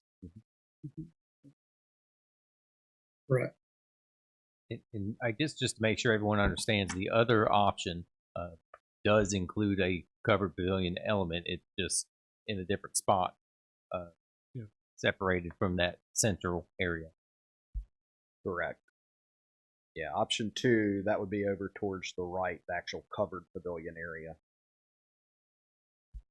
So what's labeled as farmer's market with restrooms is really the same thing in this design, and it's up there kind of enlarged on the screen now. But what this concept shows is a little bit of a smaller structure that could be expanded to a larger structure in the future. But of course, it could also just be a large structure there to begin with. Well, and that from a construction standpoint, it's going to be, even as expensive as materials are now, it's going to be cheaper to build it now than it ever will be in the future. So. So on that second option, then you're saying that that would be the a farmers market would be a covered structure. Well. So it would be a structure similar to what you're seeing in option 1, but it would be located over to the right and oriented kind of the opposite direction. One of the things we talked about with the trellis option is the one nice thing about option 1 is you have a covered bandstand area for when you do concerts or things like that. But we did talk, there is an option to do something that's more of like a clamshell on the trellis option that would actually be covered. That would be curved but covered to provide some weather protection. Okay, I guess for So they're audio options. purposes, I guess, would that make any difference as far as that goes? As far as sound and things like that? I do not know, but we have an expert in the back of the room. He's shaking his head yes. How about that? Okay. I figured that. But keep in mind, back wall covered also means no view to town hall. So they're trade-offs. Okay. All right. Are the flag posts going to be at the same location on both? Yes, I don't believe that. Yes. Yeah, if you look on option 1, they're just to the right. It looks like they're showing them just to the right of the back of the structure. You see that? Mm-hmm. Real tiny. Yeah, maybe. Yeah. You see that? Had to blow it up on the TV. Right. You are there. And that's one of the other things we had talked about was putting 3 flagpoles in. Yeah. Instead of 2. A have a stone U.S., North Carolina, and Town of Spencer flag. Of course, we'll have to make a Town of Spencer flag to put there. Well, we got a nice brand or new logo to share. Yeah. Mm-hmm.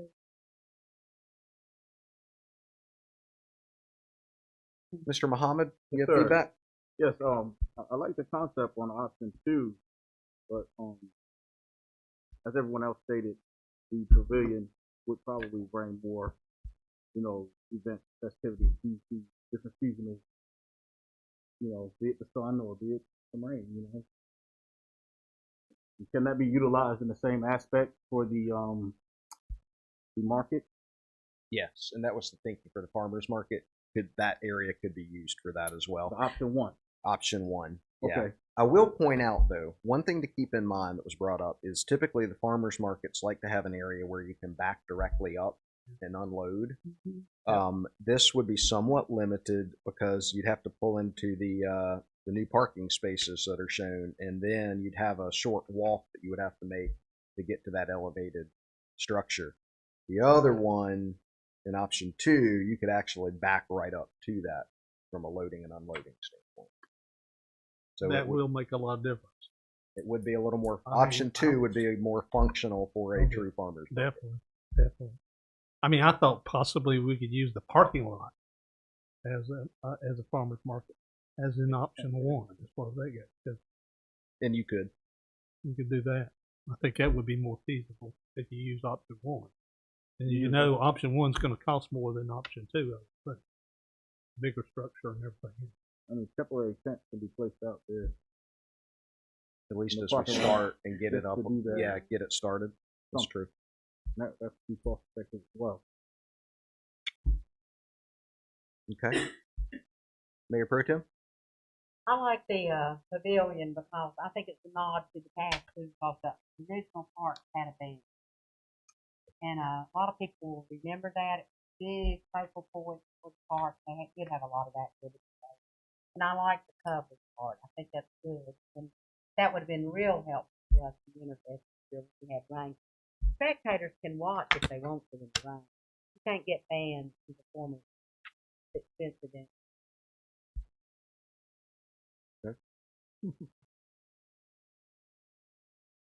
All right.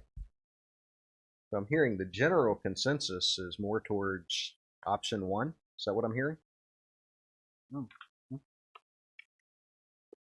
Okay. Joe, does that give you what you need?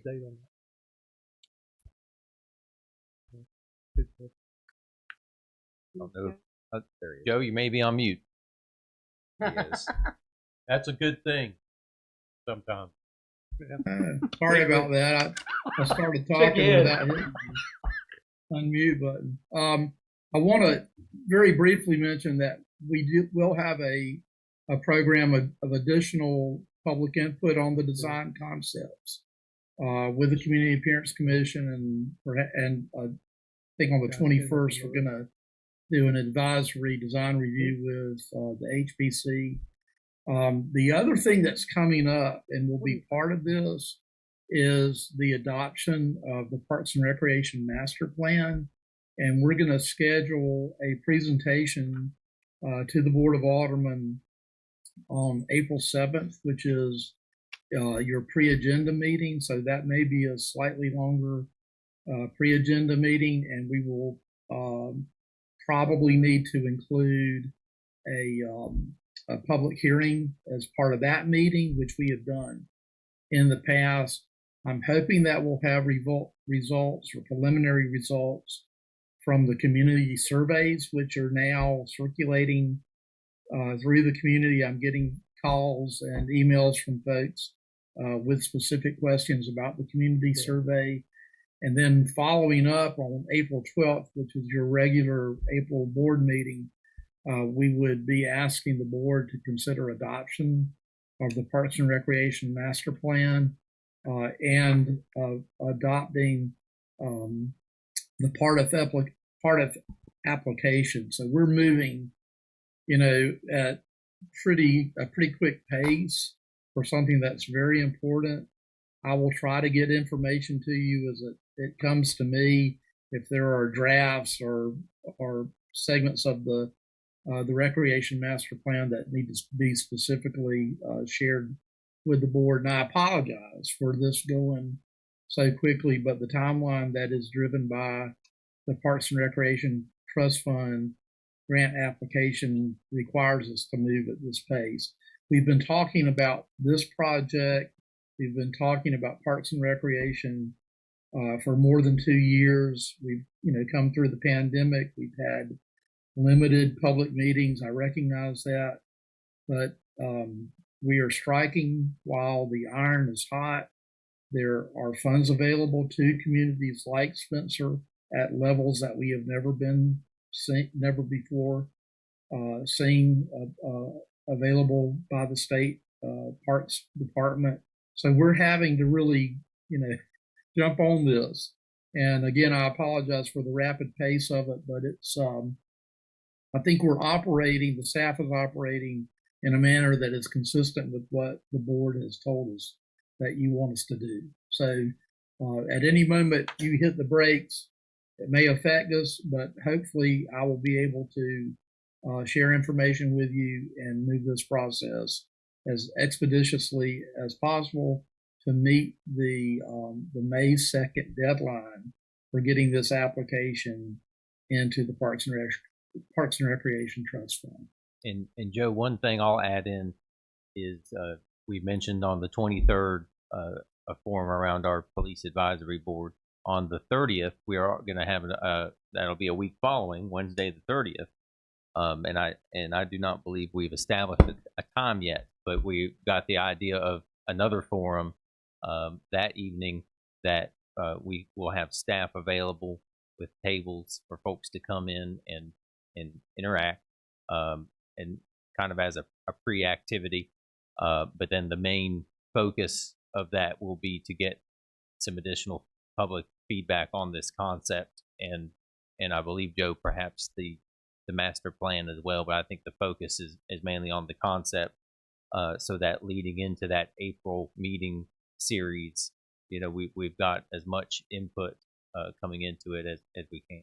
So that event will be similar to what we did 2 years ago at North Rowan High School, our community input forum, where we'll invite members of our community to come out, talk with our different departments about if there are any issues that they're having, also kind of key needs, concerns, things like that, find out more about our different departments and what they do and get to meet some of our staff, and then have an opportunity to weigh in and provide input and feedback on the future of this town park. Joe, yes. I don't know that I've ever heard anybody in local government apologize for moving too quickly. What was the theme? What was the theme of our strategic planning committee or strategic planning session a few weeks ago? I'm not entirely sure I have it correct, but I'm still working on that big, hairy, audacious deal that you gave me last year. Yeah, that was from a few years ago. But yeah, no. So our theme was we need to run. Right, this is our moment. Yeah. We need to run. This is our moment with this opportunity. And Joe, thank you for running with it and all that you're putting into it. My pleasure. Thank you, Joe. Joe, I have one other question. When's the groundbreaking down at the river? So that's a great question. We haven't set that precisely. I am expecting construction drawings on the Yadkin River Trailhead any day. They were very close when I talked to Jeff about this last week. I'm not entirely sure, but if I had to guess, I'm sort of shooting for if you're looking at groundbreaking, probably in late May, early June.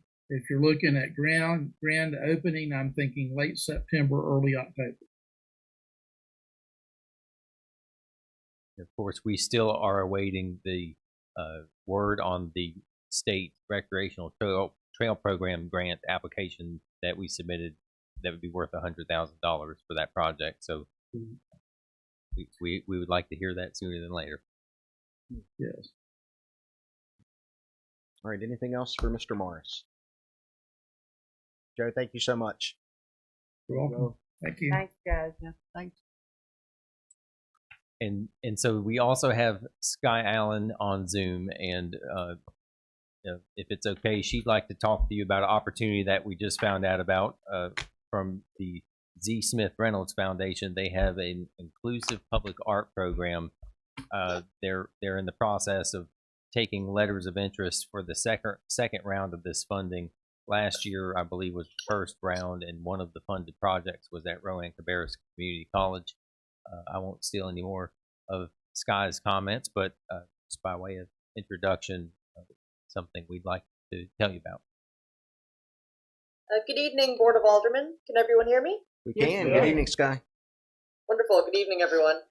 So I just found out about this incredible grant opportunity from the C.S. Reynolds Foundation.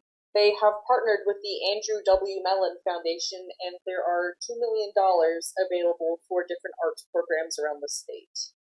The purpose of this program is to share stories of diversity, equality, inclusion, and equity as they relate to the people and places of North Carolina, especially those whose stories are often untold or undertold.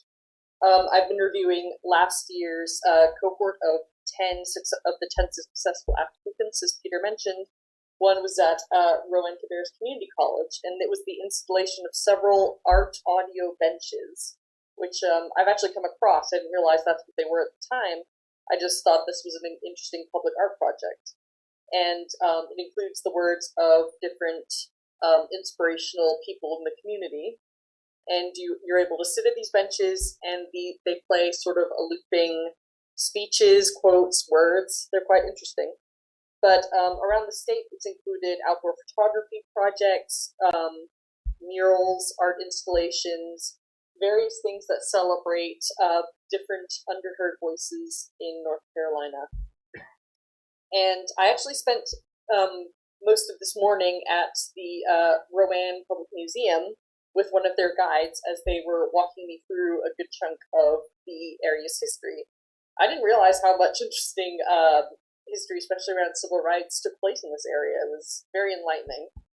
And in that tack, I have begun forming a citizen mural selection committee for a greater project I hope to work on and fund with this Z.S. Reynolds Foundation grant if we are indeed successful. If the board would like to, I could share my screen and give you a brief overview of the project I'm hoping to work on. Absolutely.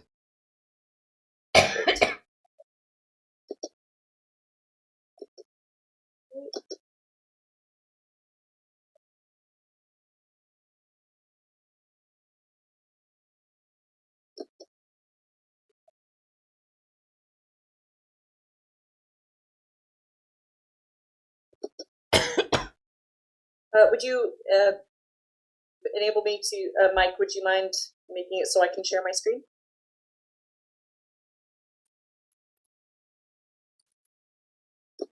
Mike's working on that, Scott. Okay. Well, I can give you the brief overview to start with anyway. So I'm hoping to begin a project in several stages. Stage 1, you have already given me permission to work on. That is applying for funding to restore all the vintage advertisements, or 10 vintage advertisements in downtown Spencer, including applying for funding for a new mural on Town Hall. Now, so that is currently pending the decision of the decision committee. And this citizen selection committee I'm working on will work to determine the artist. I've written in a request for qualifications that I intend to send out to various art councils around North Carolina. And artists will begin sending us their portfolios if they believe that they meet the requirements of our RFQ. And so the artists will work with them to determine the design and work on the schedule and funding. Well, not funding, because that's already applied for. But that's stage 1. Stage 2 is keeping in mind all the projects everyone's been working on, including the trail connections and the Greenway. I'm hoping to extend our burgeoning mural program into a much larger event, or not event, into much larger installations that exist across downtown and potentially out through the Greenway, along different businesses or as freestanding freestanding installations.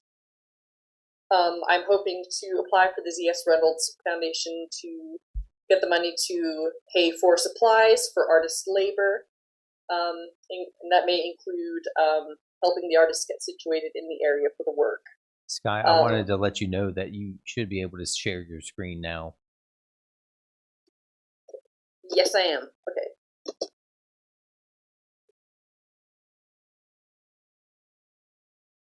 All right.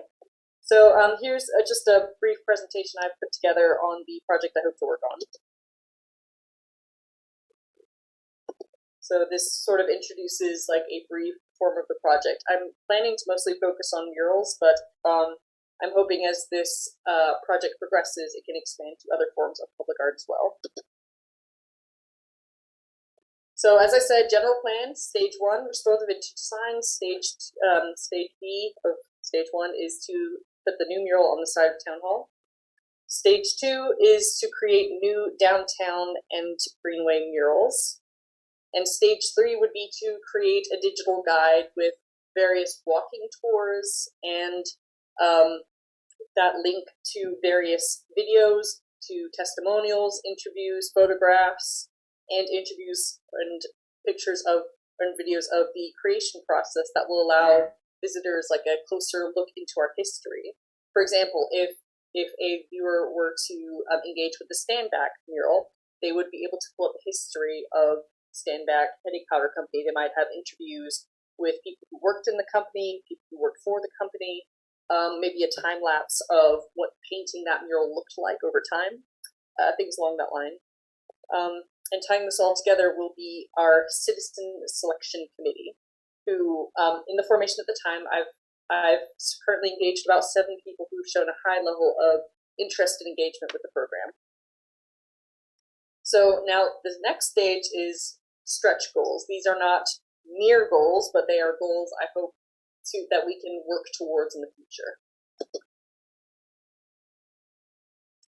And that would be to establish a recurring mural program.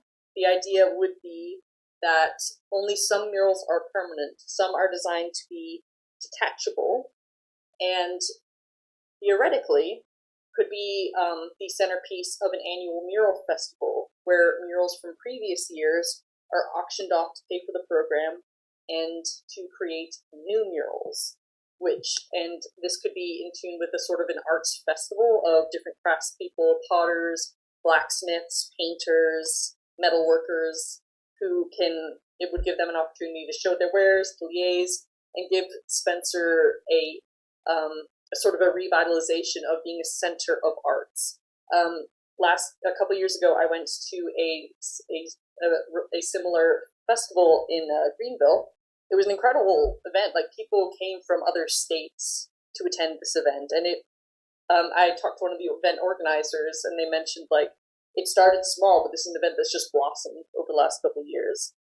And to tie this more securely to the community, this could involve an apprenticeship program with potentially North Lorraine High School or the other high schools in the area as well, where perhaps the art classes could be part of the mural design and creation process. So those are the stretch goals of the project. But current plans are to fund stage 1 and stage 2 and begin accumulating materials for stage 3.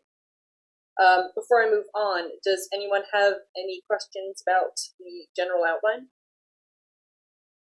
Yes, Guy, I do. Go to the next page, stage 5, I think it was. How do you auction a previous mural? You just tear the wall down and give it to the person that's the highest bidder? ETFs, sure. Well, the idea would be that these would be detachable, that the murals would be painted on detachable panels. Okay. That could be removed and installed as needed. Like barn. Same way they auction pigs in Lexington. Less screws, though. All right, so were there any more questions before I moved on? Any other questions?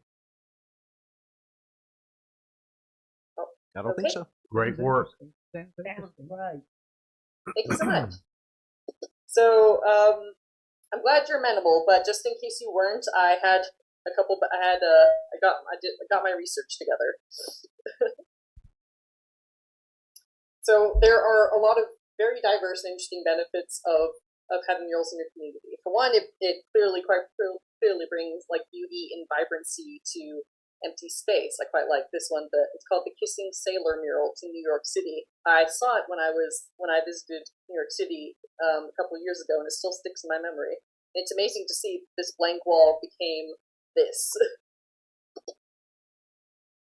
Another benefit to the community is how it celebrates the community's unique history and culture, encourages discussions, mutual understanding, and connection. This mural right here is the North Wall mural in Detroit, which celebrates Detroit's industrial past. and it made me think quite a bit of Spencer's shops and our own industrial past and how that could translate into art as well.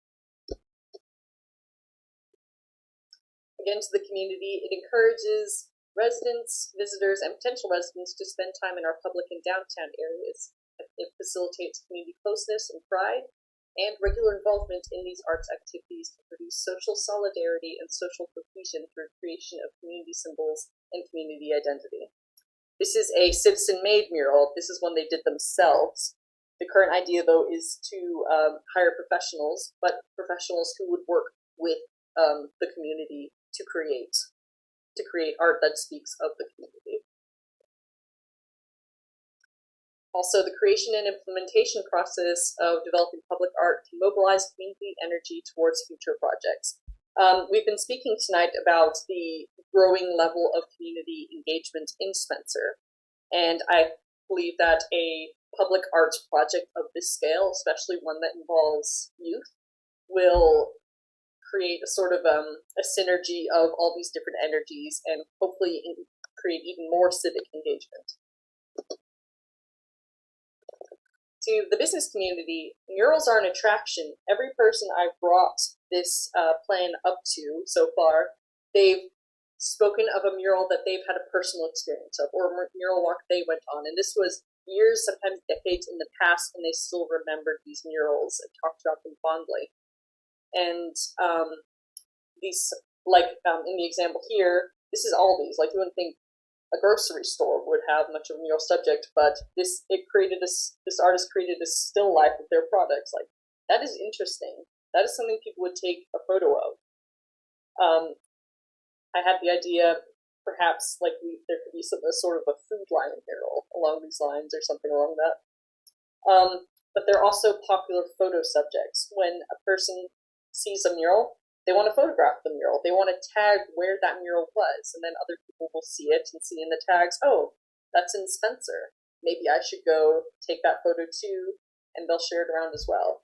And especially if the mural is on a business, businesses reported a 20% increase in pedestrian traffic after installing a mural because of the level that it increases visibility and makes that business stand out. In addition, it not only increased foot traffic, it increased revenue. 60% of businesses increased their sales by an average of 10% after installing new wall murals, according to the Sign Research Foundation. And it decreased the cost of upkeep because artists tend to respect the work of other artists, and it reduced the amount of graffiti, litter, and vandalism in the areas where murals were displayed. Now, I mentioned stage 3 would be starting to create a digital guide. I wanted to give you a couple of guide options, including what I hope we can model ourselves after, looking to the future. So I've taken a lot of examples from Charlotte, and one of the ways that they display their murals is through this very clean, efficient website list. This wouldn't be terribly hard to put together, just a good quality camera and some work on our website.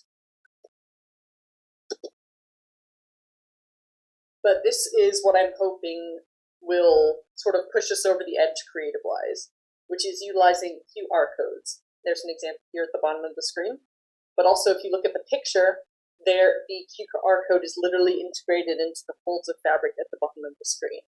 So people would be able to literally take a picture and immediately present it with a website link that could link people to examples or to the online material I was talking about earlier. I'll talk about a bit about that in just a second. But here are one of the more low-tech options, which would be like a physical guide. Because even if it comes around that the digital version isn't possible, I do think that, especially on our more historical signs, having some sort of information plaque that tells people what these signs are and why they're important to us is important. Moving on to the interactive options. This is what I'm referring to when I'm talking about the digital guide. So people love to pose with murals. If there's any kind of way that people can interact with murals, They will do it, and they will take picture, and they will tag where they're at. And that feeds back into the promotion of Spencer. And if through the QR code there were attached videos, people would be able to see the creation process, learn about the mural artist. And I'm really hoping to emulate Charlotte's South End art program. If you would bear with me, there's, I think, a 3-minute video I'm hoping to show, if that's all right with everyone. Absolutely. Okay. These are more of the interactive elements, but I think it's best understood through this video.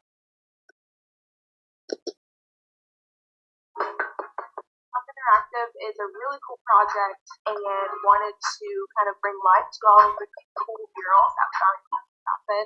I've always been interested in how people can access art with technology, and the augmented reality is just another way of sort of adding to that interaction. And you bring out your phone, you scan the QR code, and you open up a link, and then you're presented with the artist's story, there's a video, there's 3D models, and there's face filters all tied to the mural. So it helps tell the story behind the mural and also educate people on what the mural is.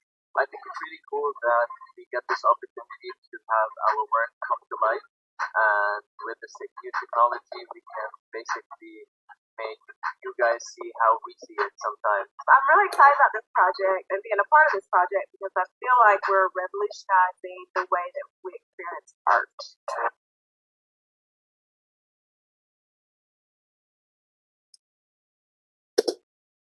All right, so that is the end of my presentation. Hang on, I'm trying to end my screen sharing. Oh, I've done it, okay.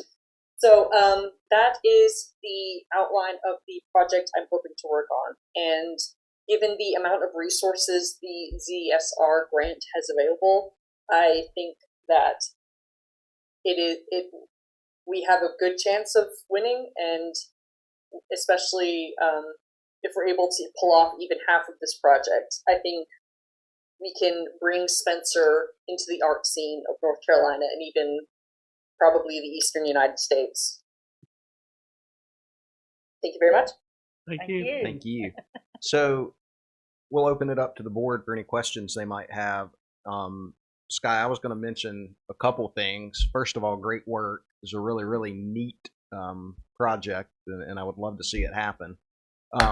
One of the things I know with the new park that has also been discussed, I believe Sherry Mason Brown had brought up a concept of considering integrating art within the new park as well, and basically calling it Inspiration Park, not necessarily naming it that, but the concept is all about inspiration, which speaks to exactly what this grant is also trying to achieve. So I wonder if there's a way to even weave some of that potential project with the new park into this concept as well, based on the funding that might be available. Oh, absolutely. Sherry Mason Brown and I have already been in discussions about how the Spencer Partnership especially could work with this selection committee. So as the Spencer Partnership coalesces, they're going to have several sort of subcommittees, one of which would be the Winterfest organization. Another one would be a local arts committee, and we've discussed the selection committee operating under that designation of the Spencer Partnership. Okay, that's great news. The other question I had was, do you have a dollar amount that you're anticipating asking for as part of this grant?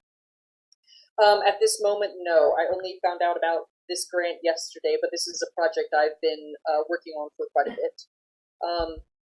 I'm planning on assembling the people I've spoken with thus far to begin preliminary thoughts of where the murals would be, because mural artists charge by the square foot.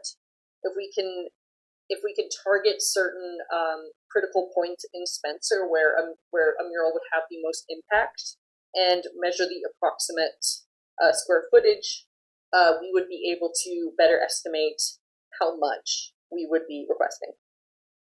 Okay. I guess one informational piece to add in is that the timeline on this is that Z. Smith Reynolds wants to receive the letters of intent by March 25th. They're going to take from that and select semifinalists in May, and then ask for those folks to complete applications between then and January of 2023, with the grant awards actually happening in March of 2023. So it's kind of an interesting timeline that what they're doing. And those folks who are selected as semifinalists are going to receive a $5,000 planning grant to help put the full proposals and applications together. Great. Is there any match required as part of the grant? No, there is not. Okay, that's fantastic. So the other funding opportunity I'm looking at is the North Carolina Arts Council Grassroots grant. So there's a bit of an issue I'm currently trying to work out with our Rowan office, is that traditionally there is a match required from Rowan Arts Council Grassroots grants, a 1-to-1 match. But in the near future, American Rescue Plan money is coming through, and because that funding comes from a separate place, it does not require a match, a 1-to-1 match. I'm waiting to hear back from Leanne Wilder of the North Carolina Arts Council about the more specific details of what that will look like, if and how that application will go, and how it relates to the standard grassroots funding. But I have not yet heard back from her. So at the moment, those are the two funding opportunities I'm looking at. Okay. I've always been fascinated by the mural that's over in Salisbury on the side of the old bank building that has, they've used actual people from the community as subjects in that mural. And, if you know those people, you recognize their faces. So. Wouldn't that be neat to have something like that, to It where would. you actually had the untold stories of some of our citizens? Right. Have you seen that mural, Sky? Oh, I have absolutely seen that mural. when I was planning on moving to the area, my landlord told me you have to go see the bank mural in Salisbury. Very good. So anybody else on the board have other questions for Sky? Right. I assume, based on the feedback, that everybody's in favor of Sky moving forward with this application. Sky, you gonna be with us for a while? Got to see it through. I will see it through. Thank you. Thank you for all your work, Sky. Of course. Thank you so much. All right. Next item on our, have we covered everything on your report? All right. Yes, and thank you for the liberty to expand a little bit with those two items. It's all good stuff. All right. Next item is to consider adopting a resolution in support of nonpartisan municipal elections in Rowan County.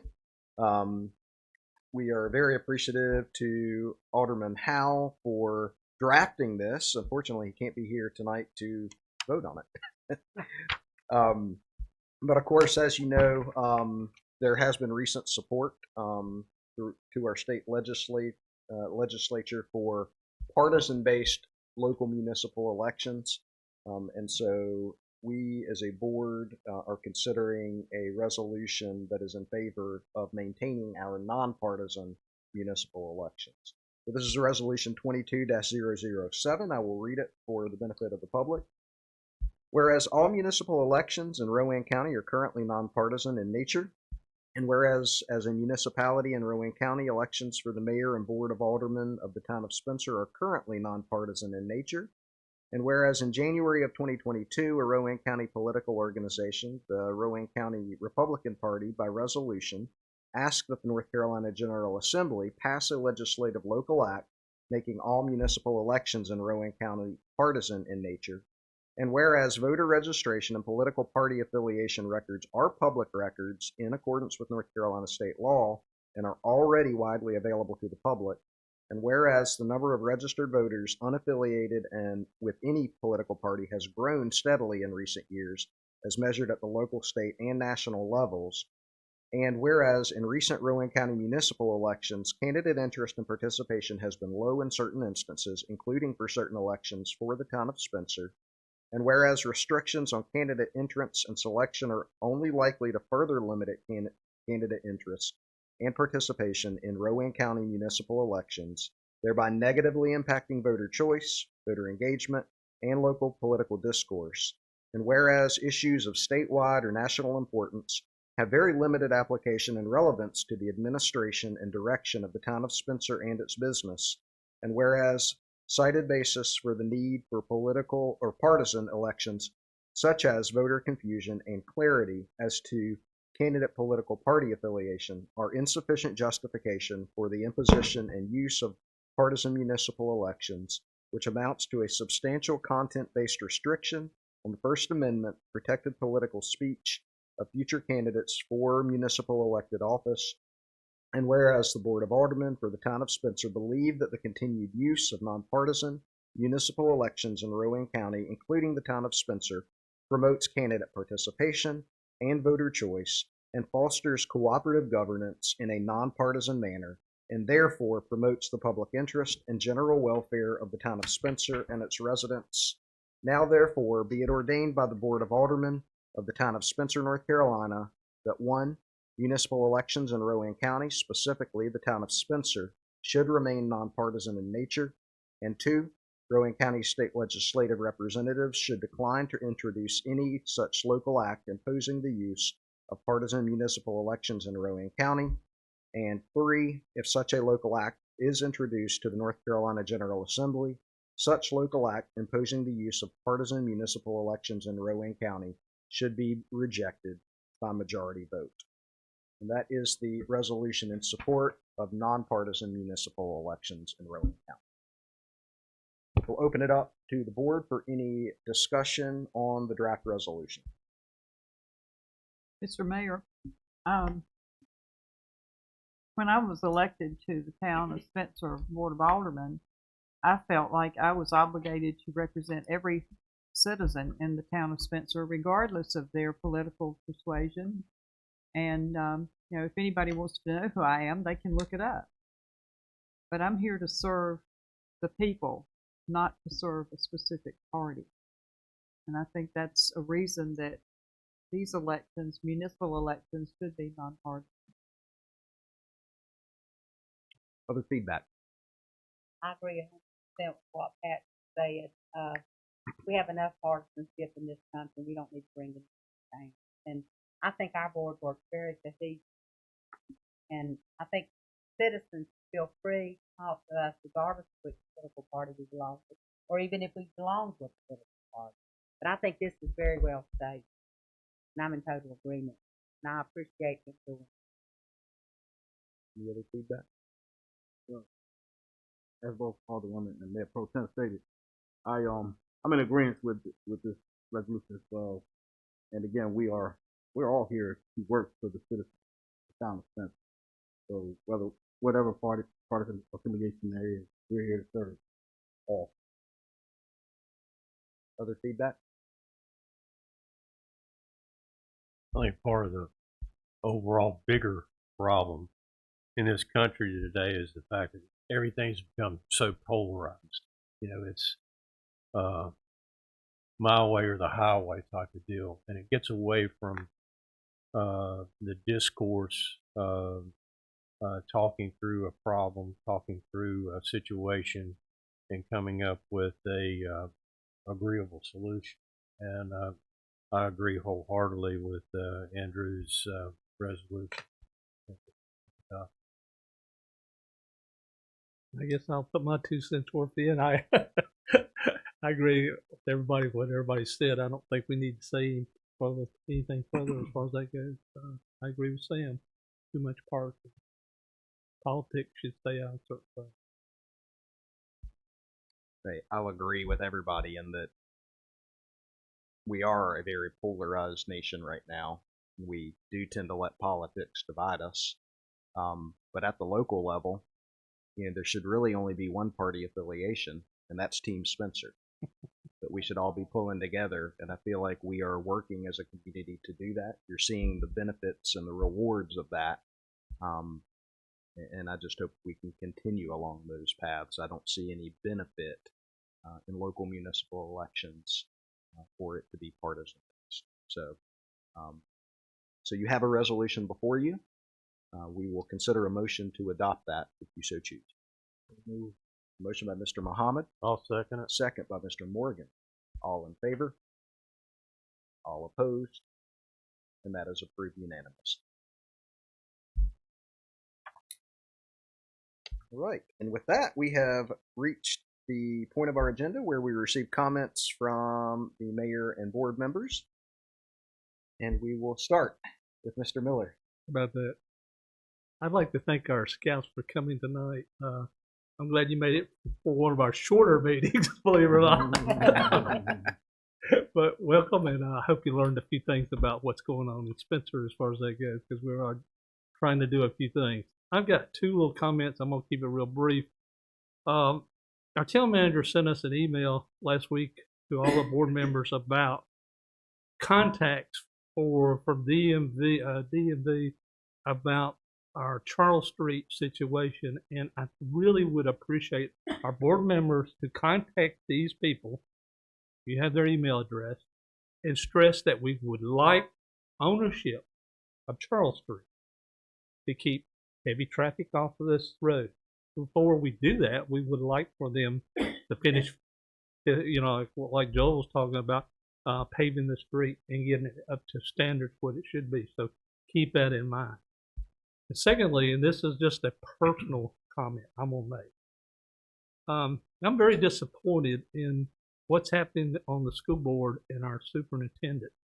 I'm disappointed from the standpoint that we can't get established a principal for our high school, permanent principal for our high school. Sometimes I think the North Rand area gets shorted in certain ways. Always has. I think they're dragging their feet.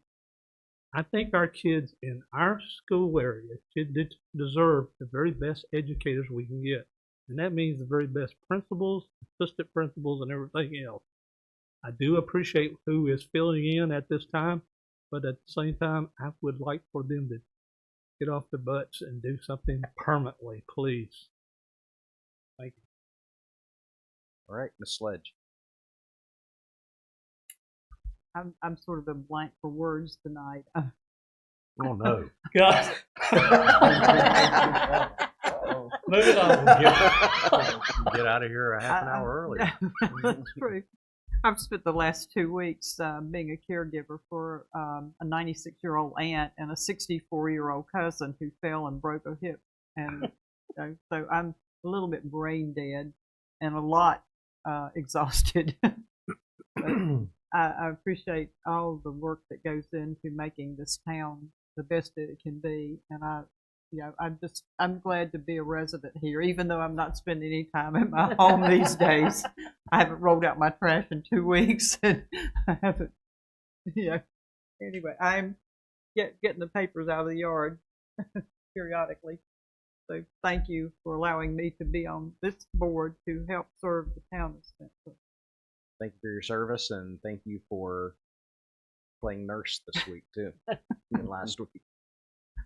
Mr. Morgan. Okay, this is in deference to Mr. Osborne and all the work that he's doing. However, in my opinion, and those of many others here in this town as well, our code enforcement is still not as nearly effective as it should be, and for many, it's almost non-existent. The same problem properties that have plagued Spencer for decades are still plaguing us. The same problem homeowners and landlords who have plagued Spencer for decades are still dogging us. And I really don't understand why this has been allowed to continue the way that it has over the decades when the problems are right out there in the open for anyone with eyes to see. I had hoped to address this during our planning session, but with the time constraints placed upon everything and everyone, I never really had an opportunity to speak my piece. What's even more aggravating is that this is definitely not the first time Spencer's code enforcement, or more succinctly, the lack thereof, has been addressed. and not just by me, but many others who have tried literally for years and years to bring about more positive and more timely change in this crucial and vital service for the upkeep of our town. My personal gripes go all the way back to my first stint as a Spencer Alderman almost 20 years ago, when Buddy Geddes and I tried to finally make code enforcement an effective tool and effort to get rid of these perpetual code enforcement problems once and for all. Quite obviously, there is still much that needs to be done. First of all, it really doesn't take a person with X-ray vision to see what the problems are and where they're located. All anyone has to do is just simply drive slowly around town, and I mean all over town, and just look. Even though Salisbury Avenue, both north and south, has more than its fair share of violators, it's when you get off the main drag and see all the crap in our neighborhoods, that's when you really start to see how extensive the problems are. They almost jump out at you, and they're everywhere. Case in point is the ongoing eyesores that belong to the Raper brothers. If you drive along Elizabeth Avenue and glance at the area just behind and beside their store, you'll easily see 4 to 5 tractor trailers permanently parked there, being utilized as storage. Those trailers are a code violation, pure and simple, and yet they have been sitting there not just for a few years, but for decades. For decades. And yet no one has done a thing about putting legal pressure on the owners to finally get them to remove them. The next time you drive across the bridge from East Spencer, when you get to the top, take a good look to your left and right. It almost appears as if that godforsaken Holmes salvage yard eyesore has jumped the tracks and is making inroads into Spencer. I can assure you that if I was a potential home buyer looking to move to Spencer and saw all the crap piled up behind all the houses on both sides of the railroad tracks, I can assure you that my focus would quickly shift to some other community that didn't look like scrap heaps. The people living there couldn't care less about the appearances of their properties and how they negatively impact the community. Why then should we expect them to give a rat's hindquarters about the overall appearance of our town? Residents all over Spencer have been allowed to turn their yards, especially their front and side porches, into everything from gymnasiums to storage facilities, not to mention parking lots for everything imaginable, derelict boats, scooters, motorcycles, and vehicles, more code violations. There's a resident near me who has a pickup truck with an attached trailer with a vehicle sitting on it, and yet another vehicle parked behind it. Those 3 vehicles haven't been moved in years. He also owns a strip of woods behind my house and has kept abandoned vehicles, farm equipment, trailers, piles of junk, and more for over 20 years, and no one's done a thing about it. There are residents who obviously don't have enough room inside their homes, so they keep their refrigerators or freezers in the backs of their pickup trucks and just run extension cords to the nearest power source. There are a lot of people in Spencer who just don't care how their lifestyles affect their neighbors, their community, or their town, and there are more and more of them moving here every day. Until we get off our backsides and finally get serious about code enforcement and go after these problem residents and landlords with increased fines, liens, and whatever else is necessary to bring these problems to a screeching halt, nothing, and I mean absolutely nothing, is going to ever get any better for the rest of Spencer's residents who actually do want to live like decent human beings. People, good people, continue to move out of Spencer because they have finally had enough. They've grown tired of dealing with the barbarians who have been allowed to live in squalor next door to them. They're way past tired of pointing out those problems over these years and watching as absolutely nothing gets done. I'm going to say this one more time. I don't care how people live their lives in the houses they own or in the properties they rent, but when their unsightly lifestyles spill out into their yards or into our streets to the point that they make their neighbors' lives miserable and unbearable, that should be unacceptable to anyone, especially those who are charged with correcting these situations and bringing them to a screeching halt. I'm going to continue to state my case on this as long as it takes, until Spencer as a whole gets to the point where I actually see some definite improvements being made. Until we finally stand firm against all the violators and the problems they have caused and continue to create, we are never going to attract the various types of decent families Spencer desperately needs to grow and prosper as a unified community. We have got to get up off our collective duffs and get serious about making our town a lot more physically attractive. If that means finally getting rid of some of the detritus of society who have managed to plop their butts down in our backyards or live under the radar for way too long, so be it. The sooner, the better. They can go find places out in the county where they can live their barbaric lifestyles and won't have to care one bit what their properties look like or how they may offend the sensibilities of their neighbors. Until that happens, ladies and gentlemen, we can postulate all we want to. We can sit up here yammering about this subject month after month until hell freezes over. Our desire to improve Spencer's lot and make it a great place to live is not going to happen until our code enforcement finally grows a backbone and says, you know what, enough is enough.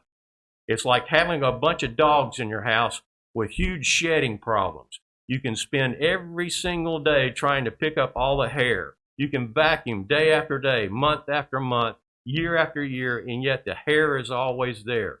It's called insanity, doing the same thing over and over again and expecting a different result. It's only when you finally get rid of the dogs or keep them out of your house that your shedding problems actually go away. Thank you, Mr. Morgan. Mr. Muhammad. That'd be a hard act to follow right there. I do agree. You know, there are. And I'm not talking about, excuse me, Muhammad. I'm not talking about, you know, we have people in our community, especially older adults and infirm people who desperately need our help and the town's help in helping correct their situation. I'm talking about those that don't care about anything and don't want to be a part of our community.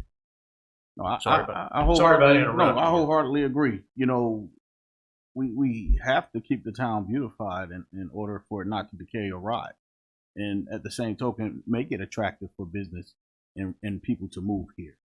Now,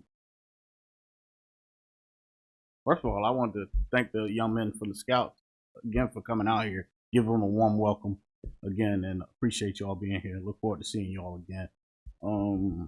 The other comment I wanted to make, I know we're moving forward with the hiring processes, from my understanding, for the departments that we need hiring in, and we as board members were challenged to help with that and assist with that. And I know I've personally handed out some applications or informed people to go online to apply for them, and you know, some have received interviews, some have received denial letters, but hopefully we make great decisions from the candidates in which we have for all departments so that we can continue to flow, you know, smoothly as a town and move on to other issues that we need to captivate on. Thank you, Mr. Muhammad. Mayor Pro-Tem. I agree. We definitely need more effort in beautifying Spencer. It has been a problem for a long, long time. We have a lot of people who do their very best. We also don't want to discourage people who are trying and making steps. They may not be big steps, but maybe they're making some steps. It's just a catch-22. It's a difficult place to be in, but we do need to get some of these places spruced up. And some of it is whole street. I would like to see some type of positive reinforcement. Maybe give a Blocks a Month award or something. I don't know. There needs to be more of a community there in helping clean up some of these areas. I am real happy about the progress that we're making on the parks and recreation. I love Sky's ideas that she had tonight. I think there's a lot of great things going on. But as what Sam said, if we have a dirty line, and it's not going to help very much. So we need to really try to put more emphasis perhaps on that. I know that's a hard job though, code enforcement is. I'll just I just pray that we see some improvement in the area and maybe some people will take more civic responsibility. Thank you, Mayor Pro Tem. All right, and I will close this out tonight. Oh, one more thing. Are we going to do an April cleanup? We talked about it. The big bulk thing. Yeah, so what is the update with spring cleanup? The idea, was out there, and we haven't put any logistics together for it. That's something we can regroup as a staff and see if we can pull it off again. Do it again this year. I think it was a very worthwhile event, and kind of enjoyed it. Yeah, citizens moving really organs and appreciate it. pianos and. Yeah. All right. So one of the things we did not get to cover during our planning session that I thought we could cover tonight very quickly is our board member liaison assignments. And so we have several community focus areas over the past several years that we've been focusing on. One of those is community partnerships with our neighbors in neighboring municipalities, partners such as the Economic Development Corporation for Rowan County Commissioners, and then also things like the Salisbury Community Development Corporation. So that was one of our focus areas. Another was community schools. And to give you an idea, what we've done is we've done primary and alternate members so that if the primary delegate can't, for some reason, attend, if there's an event or something like that within their focus area, that hopefully the alternate can. And so our ask is that each board member take one of these focus areas as a primary and one as an alternate.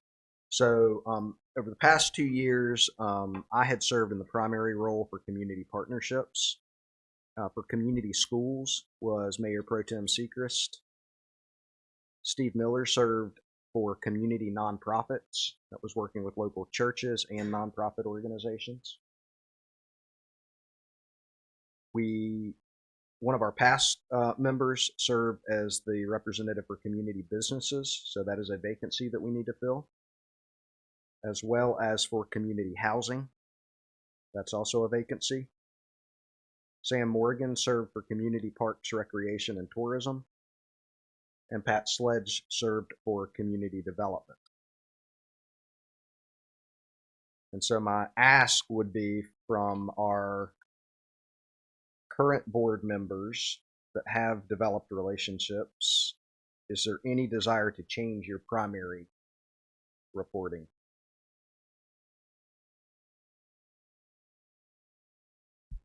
Everybody good? Okay. So then, that leaves Mr. Howe and Mr. Muhammad with community businesses or community housing. And since Mr. Howe is not here, Mr. Muhammad, you get your first choice. I'd have given it to you anyway. I will say, from the community business perspective, Mr. Howe is tied in with the local community businesses, and so that may be a better fit for him. But we'll let you decide what role you want to serve in. I don't have a problem doing community houses. I mean, they're committees that need to be filled. So, correct. And one of the big roles is working with Community Development Corporation in Salisbury. It'll be coordinating with our group that's responsible for the $750,000 CDBG grant. We've got a steering committee for that group, and so it'll be to serve as a liaison with them. The other is also as a liaison with our Historic Preservation Committee. And what I will do is send out information to the board with the kind of roles and expectations just as a reminder for that. Big thing, Rashid, is to, with those partners that we identify, to just be in touch with them, introduce yourself, and when they have meetings, if you're able to participate, to do that, to be able to work alongside them, and if they have any concerns that you can bring back to the board. You're kind of the liaison between those groups and our Board of Aldermen. And then what we'll do is assign Mr. Howe to the community businesses. So those are the primary assignments. The alternate assignments, we've got, I was served as the alternate for community development. Ms. Sechrist served as the alternate for community nonprofits. Mr. Miller served as the alternate for community businesses. Ms. Hovis served as the community schools alternate, so that position is open. Mr. Bish served as community partnerships alternate, so that position is open. Mr. Morgan served as community housing alternate. Ms. Sledge served as community nonprofits. Why do I have that twice? You weren't. If I did, I missed it. No, you didn't. What was your alternate? Because I have that down there twice. It would have been Parks, Recreation, and Tourism. That was the one that's not covered. Yeah. Okay. Yep. Okay. So with that, board members that have current assignments, is there any desire to change your alternate assignment at this point? I would. I'd like to go to school for business. Okay. Okay. Well, schools is open, so if you want to change that as an alternate. Yes.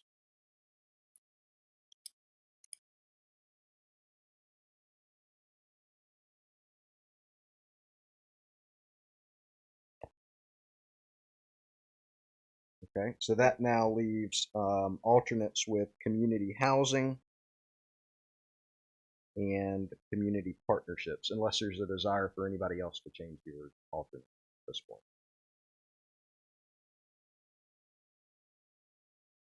Okay.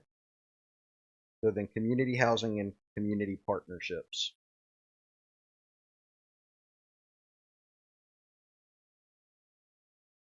Rashid, you've already got housing partnership.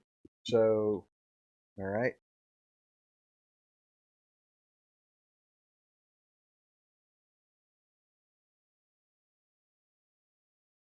And it's also Metropolitan, the MPO, is that right? Yes. Steve, you're shaking your head. No, I'm fine. You got to mix that. Betsy. And I'm So Steve is the TAC. Yeah. Okay. And I'm Central Line. Correct. Okay. Yes. Yeah, those we said a couple months ago. Yeah. I have attended some of the functions with the Chamber of Commerce as well. Yeah, well, I consider that part of community development. Okay. Yeah. Okay. Yep. Okay. So I'll get this updated, these assignments. I'll send it out to everybody. So thanks for agreeing to serve in these capacities. The whole point is to better link these various organizations in our community with our board. Okay. With that, we have reached the end of our agenda. If there is nothing further, is there a motion to adjourn? Oh, is there a need to go into executive session tonight? Okay, hearing none. I move that we adjourn. Second. The motion by Mr. Morgan, second by Mr. Muhammad. All in favor? All right, all opposed? We stand adjourned.